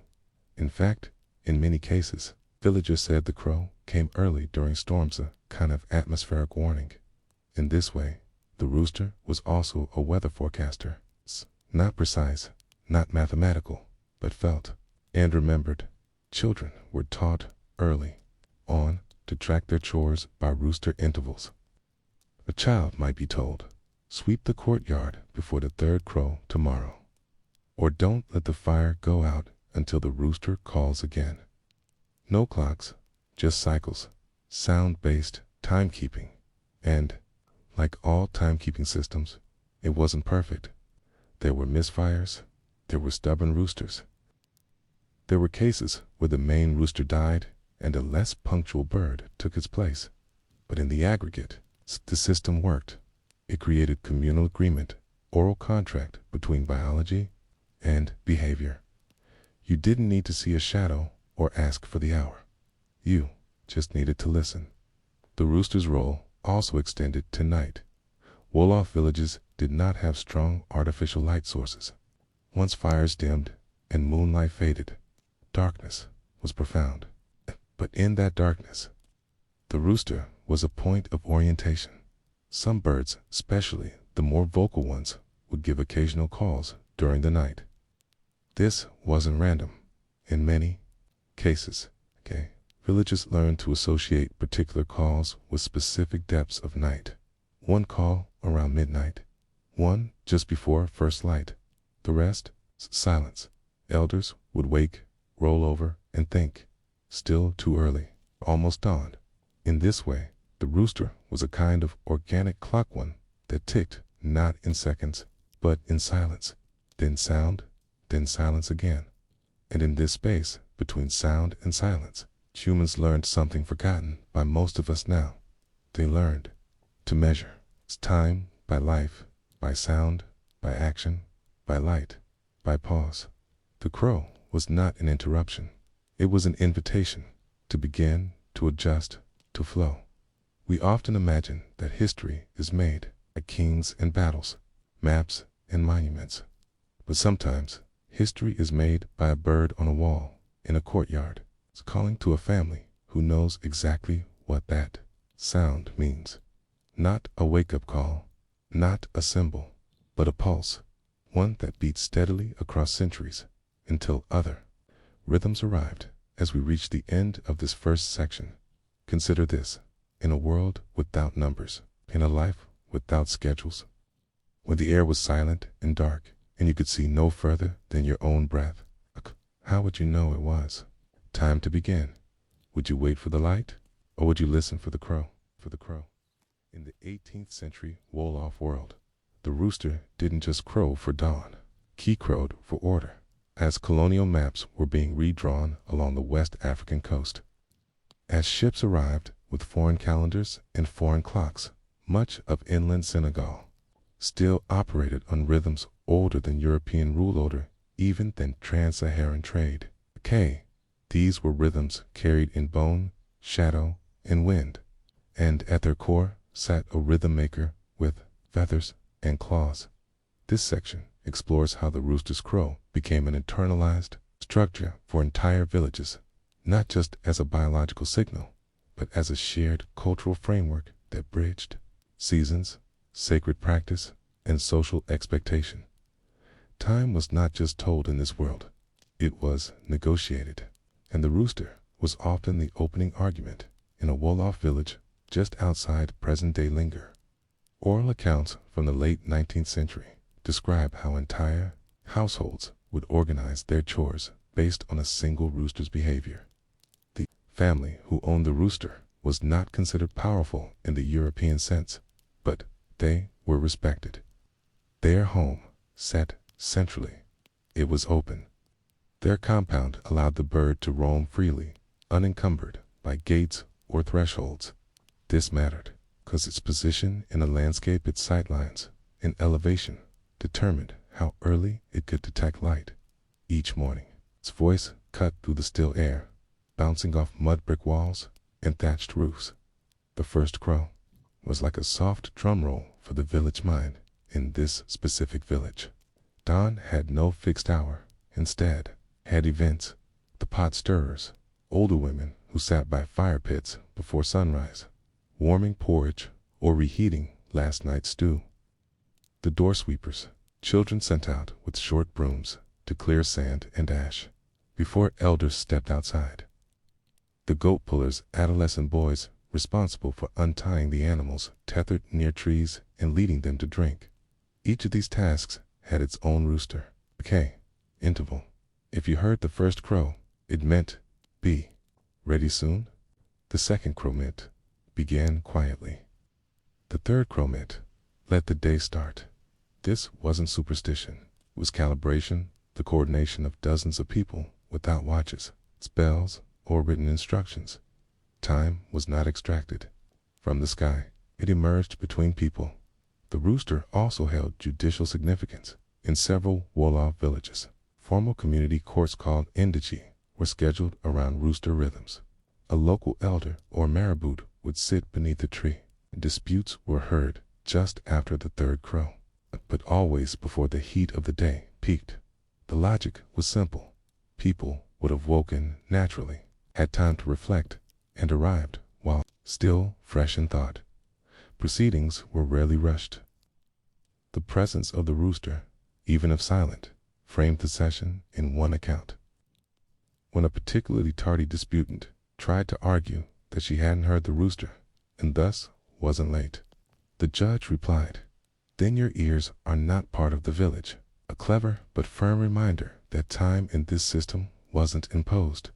It was shared, and if you missed it, you had, in a sense, left the shared world. But not all roosters were created equal. Villages often had multiple birds, but only one was considered authoritative. This rooster wasn't chosen by vote or superstition alone. It earned its position. It had to crow consistently at the right intervals, avoid confusing behavior like crowing at random hours, be visible and audible from multiple directions, survive the challenges of village life, including predators and rival birds. Once a rooster proved its reliability, it became the temporal anchor, and people began speaking of time in terms of him. Instead of saying, "an hour after dawn," they'd say, "after his third call." The rooster became a kind of village sun marking arcs, not by light, but by sound. Children were trained to listen with their chests. This wasn't poetic, it was practical. Adults would ask children to sit quietly just before dawn, hands on their own chests, and wait. When the first crow came, they would feel the vibrations, not just in the air, but in their breath. It taught focus, attunement, patience, and it was considered the foundation of good listening, good speaking, and eventually good leadership. A person who could rise by the rooster was considered anchored, reliable, present. A person who slept through it metaphorically, or literally, was not. The rooster also played a role in religious alignment among Wolof Muslims.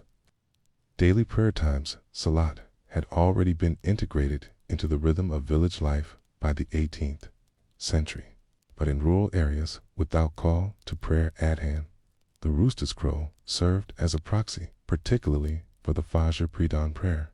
This wasn't doctrinal, but it was functional. The rooster crowed. The village stirred.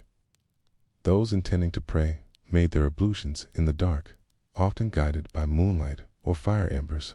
And thus, religion and nature merged, not in contradiction, but in rhythm. The bird wasn't sacred, but it was timely, and in many ways, that made it indispensable as the seasons turned. So did the crowing dot in the dry season, with fewer clouds and longer nights. Roosters often crowed earlier, sensing the clearer shift from night to dawn. In the rainy season, with thick skies and muffled sounds, the crows came later, more cautious, as though awaiting permission. This seasonal variance shaped daily routines. Planting, threshing, smoking, trading all adjusted slightly, depending on when the rooster announced the day. He was a barometer, not just of time, but of mood, and the village moved with him. But time, like rivers, finds new courses. By the late 19th century, colonial pressures intensified. As Christian missions introduced bell towers, schools began using clocks, trains operated on timetables, and slowly the rooster was dethroned, not violently, but subtly. Children were told to wake by 6 a.m., not after the third crow. Farmers were told to deliver crops by Tuesday noon, not the day after the last market rain. The rooster still crowed, but fewer listened. Still, resistance flickered. Some elders refused to trust the clocks, insisting they lost the real time. One famously said, "Your clock ticks fast, but your spirit walks slow. My rooster waits for the spirit." Others placed their clocks beside coops, not to compare, but to confirm. A double-check system, mechanical time versus natural time, often the rooster won. By the 1930s, in Wolof villages that had kept two older ways, roosters still governed the rhythm of small life. The decision to rise, the choice to wait, the signal to begin. Even in towns where clocks rang, older traders brought their birds to market, not just for sale, but as companions. One seller remarked, "He tells me when the buyers will come. The others have watches. I have ears." It wasn't a joke. It was a worldview. In many ways, the rooster never left. Even today, in parts of rural Senegal, roosters still crow long before electricity buzzes on. They still stand on wall tops, calling out not just the dawn but a way of being in it. They remind us that time doesn't have to blink in digital silence. It can crow, it can rustle, it can come slowly, it can ask nothing but your attention. As we approach the final section of this story, a quiet question remains. If time is something we invented to coordinate our days, what happens when the invention is alive? When it breathes, calls, changes with the wind? What kind of time is that? And could we learn to hear it again? Hear it again? By now, you know the rhythm. A still night, a soft wind through the baobab trees, the long hush before the village stirs. And then the crow. Not dramatic, not urgent, just certain. This final section asks what it meant to lose that certainty, and what remained after the rooster's reign faded. Because history, especially the quiet kind, doesn't always end in revolution. Sometimes it ends in substitution. A bell instead of a crow, a clock instead of a rhythm. And yet, even in loss, something lingers. This is the story of how the rooster's timekeeping, so central to 18th century Wolof life, was slowly overwritten by colonial structures of time, and how, even as it was being replaced, it continued to shape memory, identity, and the rhythms of those who still remembered how to listen. In the late 18th century, keen coastal expansion began to push inland more aggressively. French, Portuguese, and British administrators didn't just bring weapons and ships, they brought schedules. Trading posts needed opening hours. Shipping routes needed precision. Mission schools needed bells to signal lessons in St. Louis and Gorée. Clocks became status symbols, large iron mechanisms imported from Marseille or London, ticking loudly in government halls. For many in the interior, these objects were confusing at best, intrusive at worst. A device that moved without breath, spoke without tone, and demanded obedience without explanation. Local elders in Wolof villages began to notice the effects. Young men apprenticed to French merchants returned to their villages with strange habits. They measured the world in hours and minutes. They asked when dinner would be, not after the third crow, but at 7. They no longer stirred at the sound of the rooster. They stirred when they were told to. This shift wasn't sudden. It happened over decades, but it was felt. One elder in the region of Dierbel reportedly said, around 1820, they no longer hear the bird. Their time has no sound. The rooster didn't go quietly. In some villages, elders clung to the old rhythms, told children that the clocks in town were wrong, that machines could not understand the moon, that the rooster knew the world better. And, in a way, they were right. Roosters remained more attuned to seasonal shifts, weather patterns, and the subtle pre-dawn glow than any colonial device. But logic didn't matter in the face of bureaucracy. When colonial authorities began using church bells and factory whistles to dictate time, the rooster's authority waned. A crow didn't dismiss a class. A crow didn't open a port. The crow became background noise. Still, some resisted not through rebellion, but through routine. In the peanut farming regions near Calic, many older farmers refused to plant or harvest according to colonial calendars. They waited instead for the rooster's pattern to shift, a sign of seasonal change. When administrators asked why fields remained untouched, the elders shrugged and said, "Not time yet. A bird has not told us." These farmers weren't being poetic. They were being precise. They knew, as their ancestors had known, that the rooster's crow was not simply a sound, it was a summary of light, of pressure, of temperature, of wind, a living almanac, even in trade. Some Wolof merchants retained the crow system as a mnemonic in oral contracts. Spoken, not written timing was often described in rooster intervals. A trader might say, "I will return 2 days after the first crow follows the waxing moon." That meant 2 mornings after the first rooster call after a half moon was visible to the modern ear. This sounds imprecise. To them, it was sharp, clear, logical, because everyone heard the same crow. Everyone saw the same sky. Time was not a personal possession. It was a communal event. But perhaps most poignant were the ways the rooster lived on in speech, even when watches became common. Wolf elders used rooster metaphors to describe character. A punctual person was as true as the third crow. A gossiper was like a rooster in he too loud, too early. A lazy person was said to sleep past the second crow. These phrases persisted long after the rooster's central role had faded. They were linguistic fossils, faint reminders of a time when time had feathers, and for those who listened closely, they carried memory. There is one story from the 1890s that illustrates the quiet resistance of rooster. Tima, Keeping.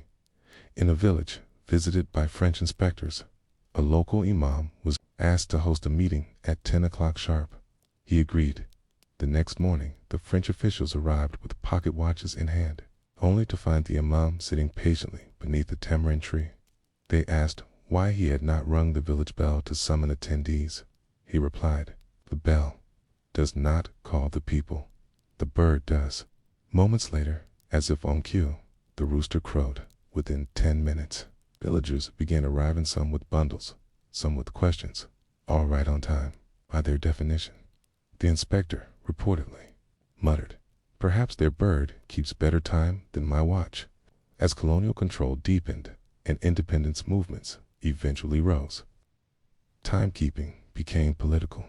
Some reformers embraced Western clocks as symbols of modernity, of unity, of national cohesion.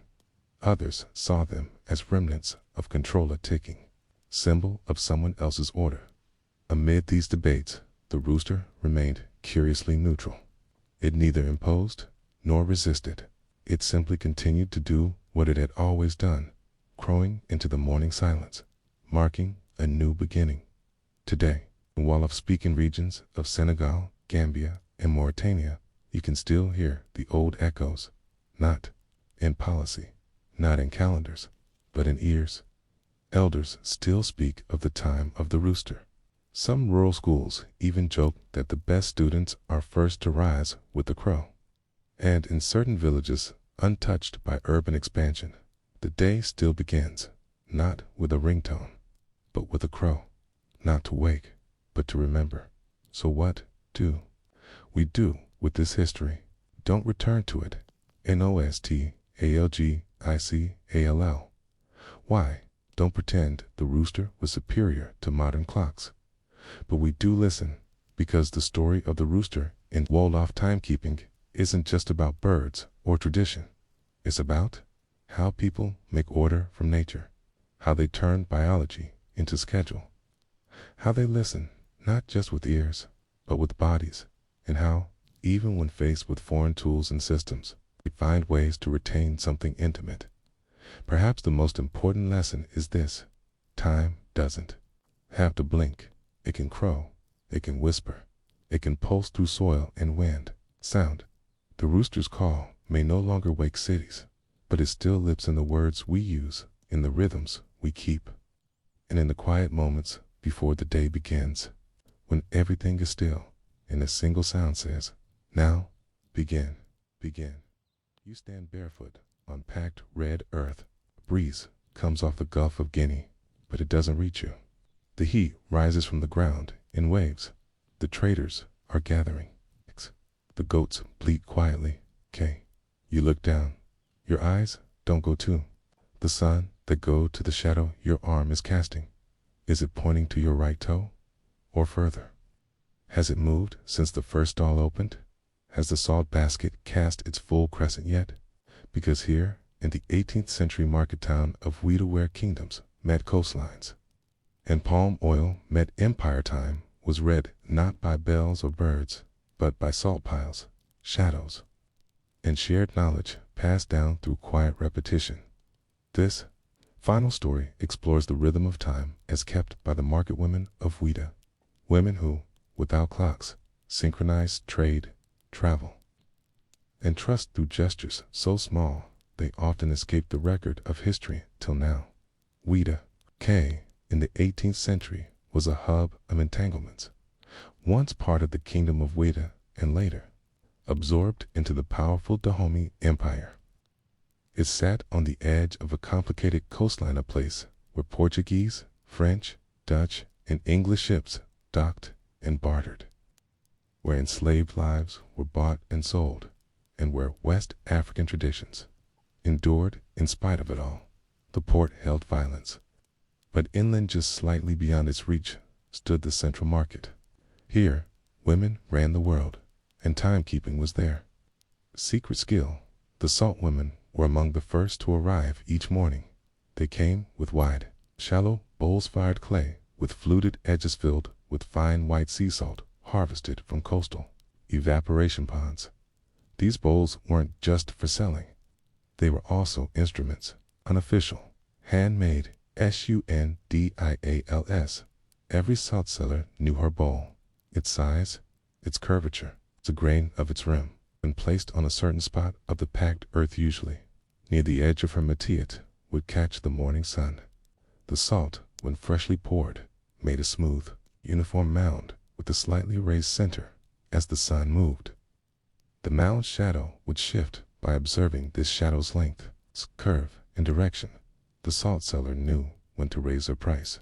Late morning, when supply thinned, when to accept bulk purchases midday before coastal buyers departed, when to offer end-of-day discounts when the shadow curled under itself. It wasn't mystical. It was meticulous. A clock of salt and sunlight. But salt wasn't the only measure. The older market keepers used their own bodies as instruments. There was the heel method, pressing your heel into the ground at dawn, then watching to see when the toe of your shadow reached that depression. This usually indicated the first quarter of the trading day. There was the mat fold. Some women would fold the edge of the raffia mat just slightly at opening time, when the sun had shifted enough that its light touched the folded corner. They'd know it was the peak buying hour. And then there was the basket line. Sellers of palm kernels and cola nuts arranged their baskets in a semicircle, not for display, as to coin, but to mark arc segments of sunlight. As the day progressed, the sun walked across the baskets. By the time it reached the third basket, you'd know it was nearly time to break for water. None of these methods involved numbers, but every trader knew them because time wasn't measured. It was felt, watched, inferred, agreed upon, and still, without a single ticking mechanism, thousands of people moved in quiet harmony. One French priest visiting Ouida in 1748 wrote in his journal, "These women need no clock. They conduct their commerce with a precision I find disconcerting. They know when to wait, when to trade, and when to close without a bell, a horn, or a shout." He misunderstood. They didn't need those things, because they had each other. Time was collective in the Ouida market. If a certain elder known for cassava gruel began packing up, others would glance at her not with surprise, but recognition. If a young girl shaded her baskets with a palm frond, neighboring women would start shifting theirs too. If the fish seller started pouring water into her catch basin to keep it cool, it meant the sun was directly overhead. Time to rest, maybe eat, and so the market breathed. Time rippled outward, one gesture at a time. The arrival of European goods added complexity. Clocks were introduced first on ships, then in mission houses, eventually in administrative buildings. But very few women trusted them, partly because they didn't need to, but also because the clocks didn't reflect their time. A ship's clock told you when to load, but it didn't tell you when the sun would dry your yams, or when the last buyer from a bummy might arrive, or when the ants would invade your peanut pile if you didn't start packing soon. The European clocks had no sense of soil, no feel for salt to the market keepers.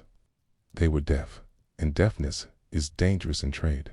Among the most skilled timekeepers were the griot, women oral historians, who occasionally served as intermediaries in complex trades.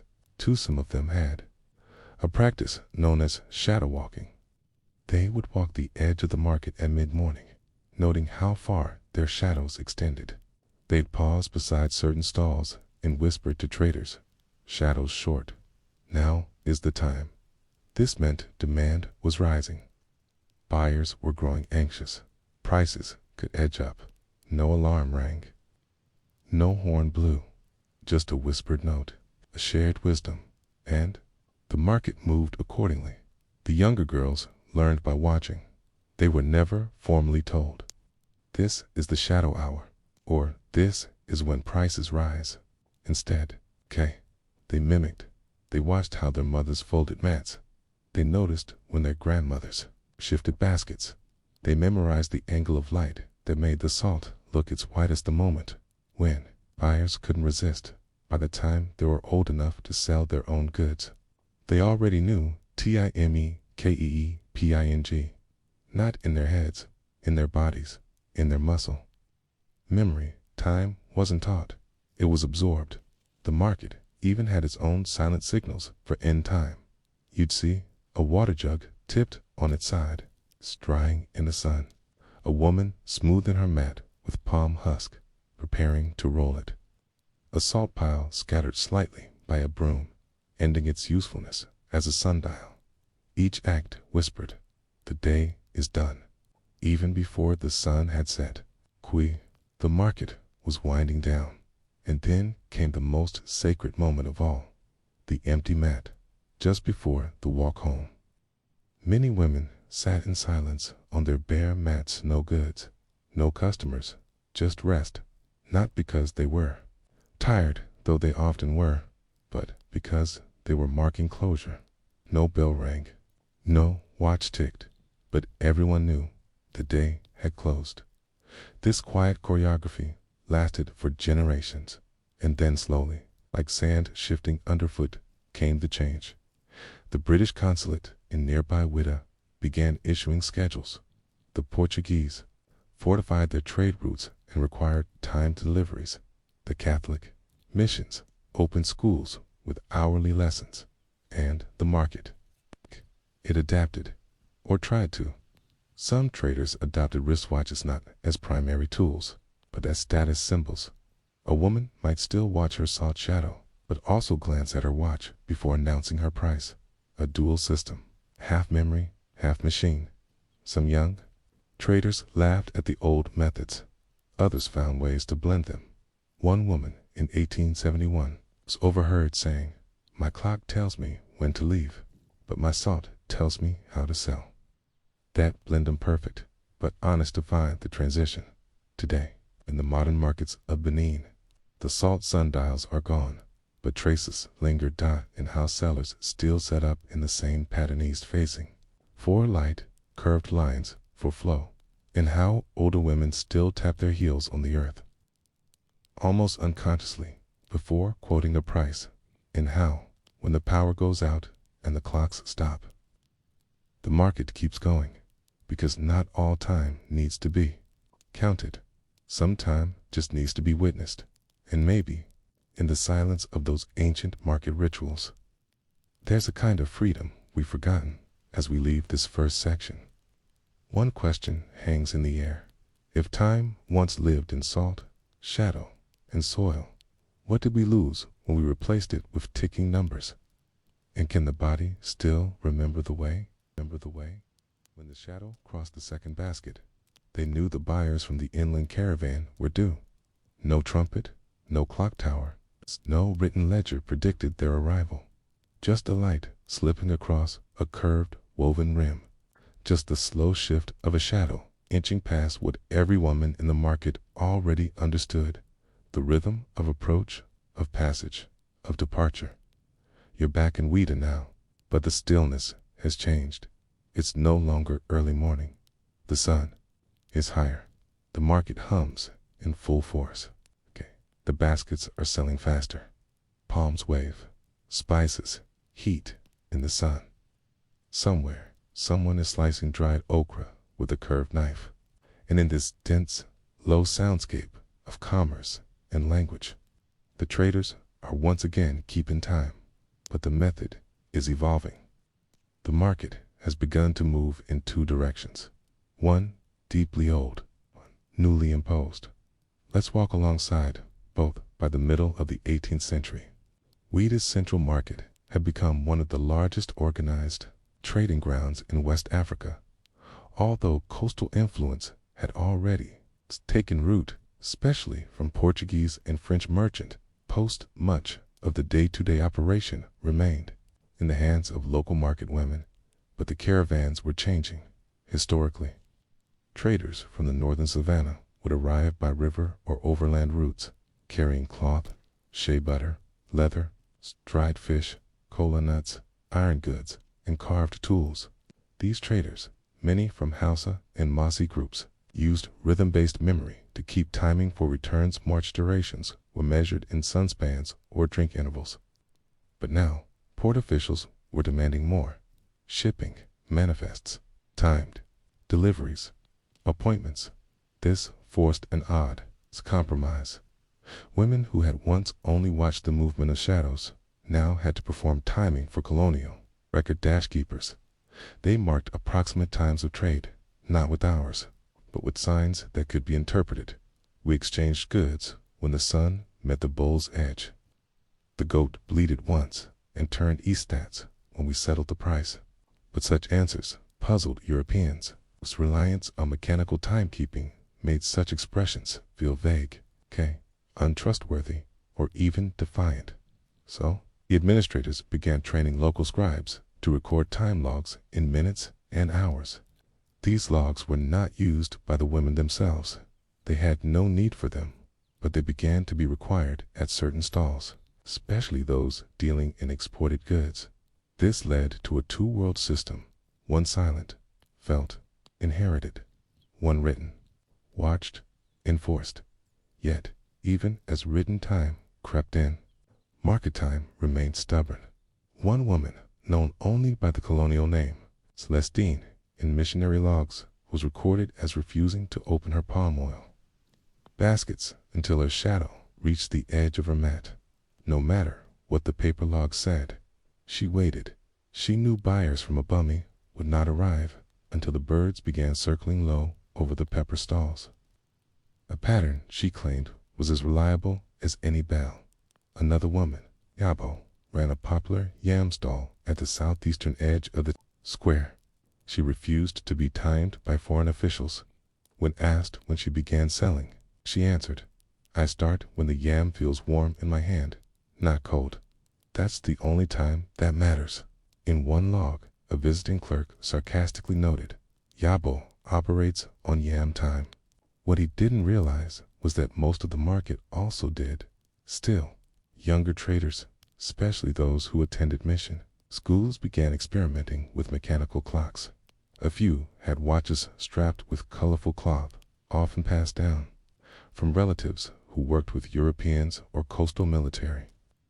These watches were not always accurate. Some had stopped ticking entirely, but were still worn as ornaments of status. One young seller named Dasu, barely 16, was famous for opening his cassava stall exactly at 8, though what that actually meant varied day to day.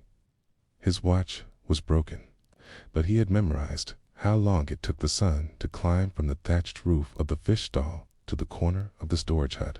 So his 8 was really when the shadow kisses the fishmonger's roofline.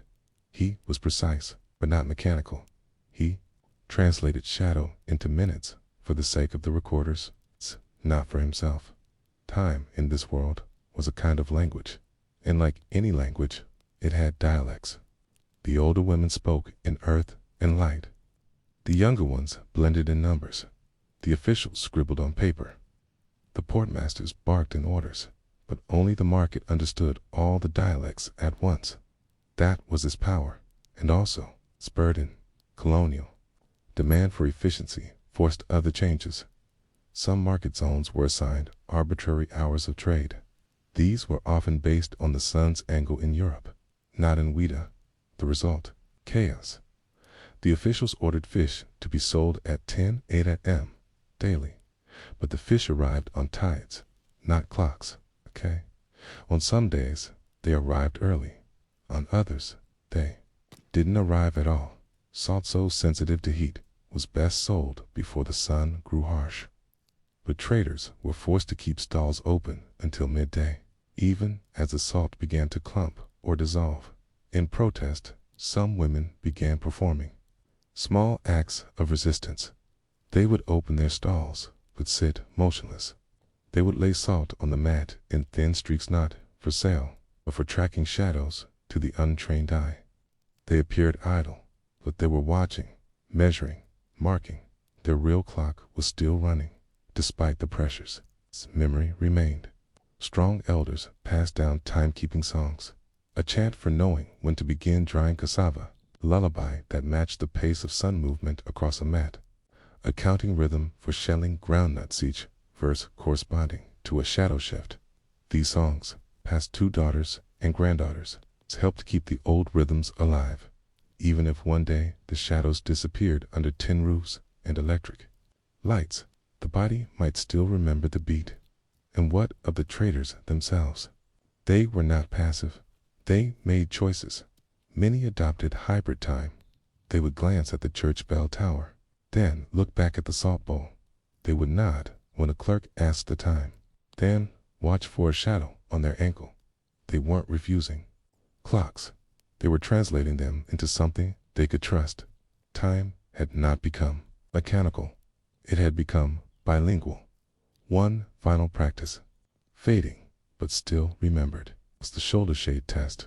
An elder woman, often one who sold calabashes, would stand with her back to the sun. She would note where her shadow touched her shoulder. If it covered the joint, the trade was open. If it reached the upper arm, it was at peak. If it fell below the arm entirely, she began packing. This method had no minutes, but it was never wrong. Every muscle, every breath, every repetition across 1,000 mornings had made it real. So now you begin to understand. Time in Ouida wasn't ticking. It wasn't exact. It wasn't written. But it worked. It worked in salt and sun. It worked in mats and shadows. It worked because it was live, not watched. As section 2 closes, we leave the market still humming. The shadows are longer now. The salt is settling. The yam sellers are gathering their palm leaves. The children are racing sticks between stalls. Somewhere, a man wins a pocket watch, but across from him, a woman stands with her bare heel in the dust, waiting for her shadow to curve just right before she begins to sing, because she knows that's the real time. Real time. You return to the market one last time. It's near the end of the trading day. The air is warm, heavy, and yellowed with late afternoon light. Everything moves a little slower. Traders are resting on their mats. Clay pots clink softly. Baskets are half full or half empty, depending on how the day went. The salt bowls are still out though. Their crystals no longer sharp and dry, but dull and flattened from heat. Shadows grow longer, curved now, bending and softening across the dusty ground like ribbons of light curling into the end of something, but not a conclusion, just a pause, stillness, a final gesture.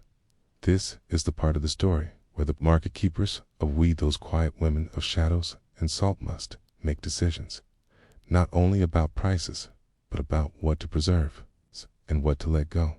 By the mid-1800s, the rhythms of Ouida's trading life had shifted. The port had grown busier. especially with the rise of palm oil exports after the abolition of the transatlantic slave trade.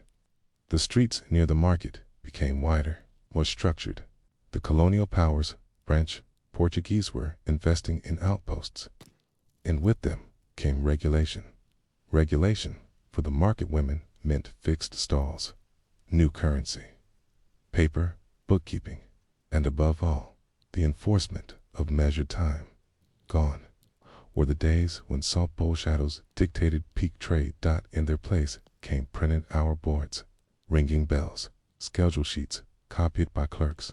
At first, these changes seemed superficial, just new decorations on old rituals. But slowly, it began to interfere. The traders could no longer arrive purely at dawn's light. They had to open by 7 o'clock sharp, even if the morning mist still clung to the earth, even if the sun hadn't yet struck the edge of their mats, even if the tide had not brought the fish, even if the yams still sweated cold from the night. The women who had always felt time in their bones were now asked to chase it with their feet, and that different, subtle, but profound, began to fracture something. Young traders, newly schooled in Western systems, sometimes questioned the old methods. They asked, why wait for a shadow when the bell has already rung? Why place your salt bowl in the sun when the ledger says we should be selling? Why whisper to the birds when the port whistle has already sounded? It wasn't disrespect. Not always. Sometimes it was just fatigue. The new methods were loud, fixed, direct. The old methods, subtle, intuitive, required waiting, watching, trusting, and in a world speeding up, who had time to wait for a shadow. But the elders remembered something the books didn't. They remembered what happened when the clocks failed, and they always did.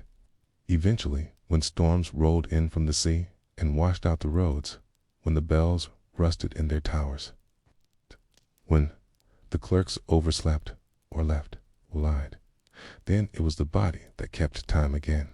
And when the markets had no watch, no board, no bell, it was the women with folded mats and salt shadows who knew how to start again. There are records rare, faded, of a market day in 1883 when the town's central bell tower collapsed after a windstorm. No one could hear the official opening hour, but the market opened anyway, not late, not early, exactly when it should have. One of the salt sellers was recorded sitting silently by her bowl. She waited until her shadow reached the rim. Then she smoothed the salt with her fingers, made a short whistle through her teeth, and called out, "Begin." Within minutes, other traders followed, not because they heard a time, but because they saw it. That moment passed without mention in the colonial reports, but it was remembered in song by the women, not as rebellion, not even as pride, just as time, as decades passed, salt bowls began to disappear.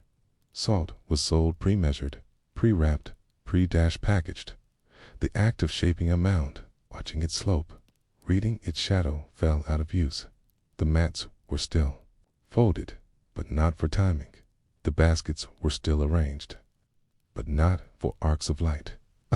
The sun still came, but it was no longer the main guide. Instead, time came from elsewhere, from papers, from bells, from towers, from schools, and the silence that had once united the market. It was filled now with voices trying to keep up, but not all was lost. Some women turned their knowledge into mentorship. They taught shadow watching, not for trade, but for timing harvests. They explained to their children how yam leaves curled just before noon, how okra plants shifted under the sun, how bees visited specific calabash flowers in a predictable rhythm. They mapped time into the land. They whispered when the pepper smelled strongest. It's the middle of the day. When the chickens stop dust bathing, the sun is high. When your arms feel warm but your feet are still cold, it's not yet safe to carry the palm wine. These teachings weren't written, but they endured longer than most books, and occasionally, even today, Someone rediscovers them. A woman places a bowl in the sun and notices the first edge of shadow. A child sits cross-legged beside her grandmother's mat and watches for the ant trail that signals dusk.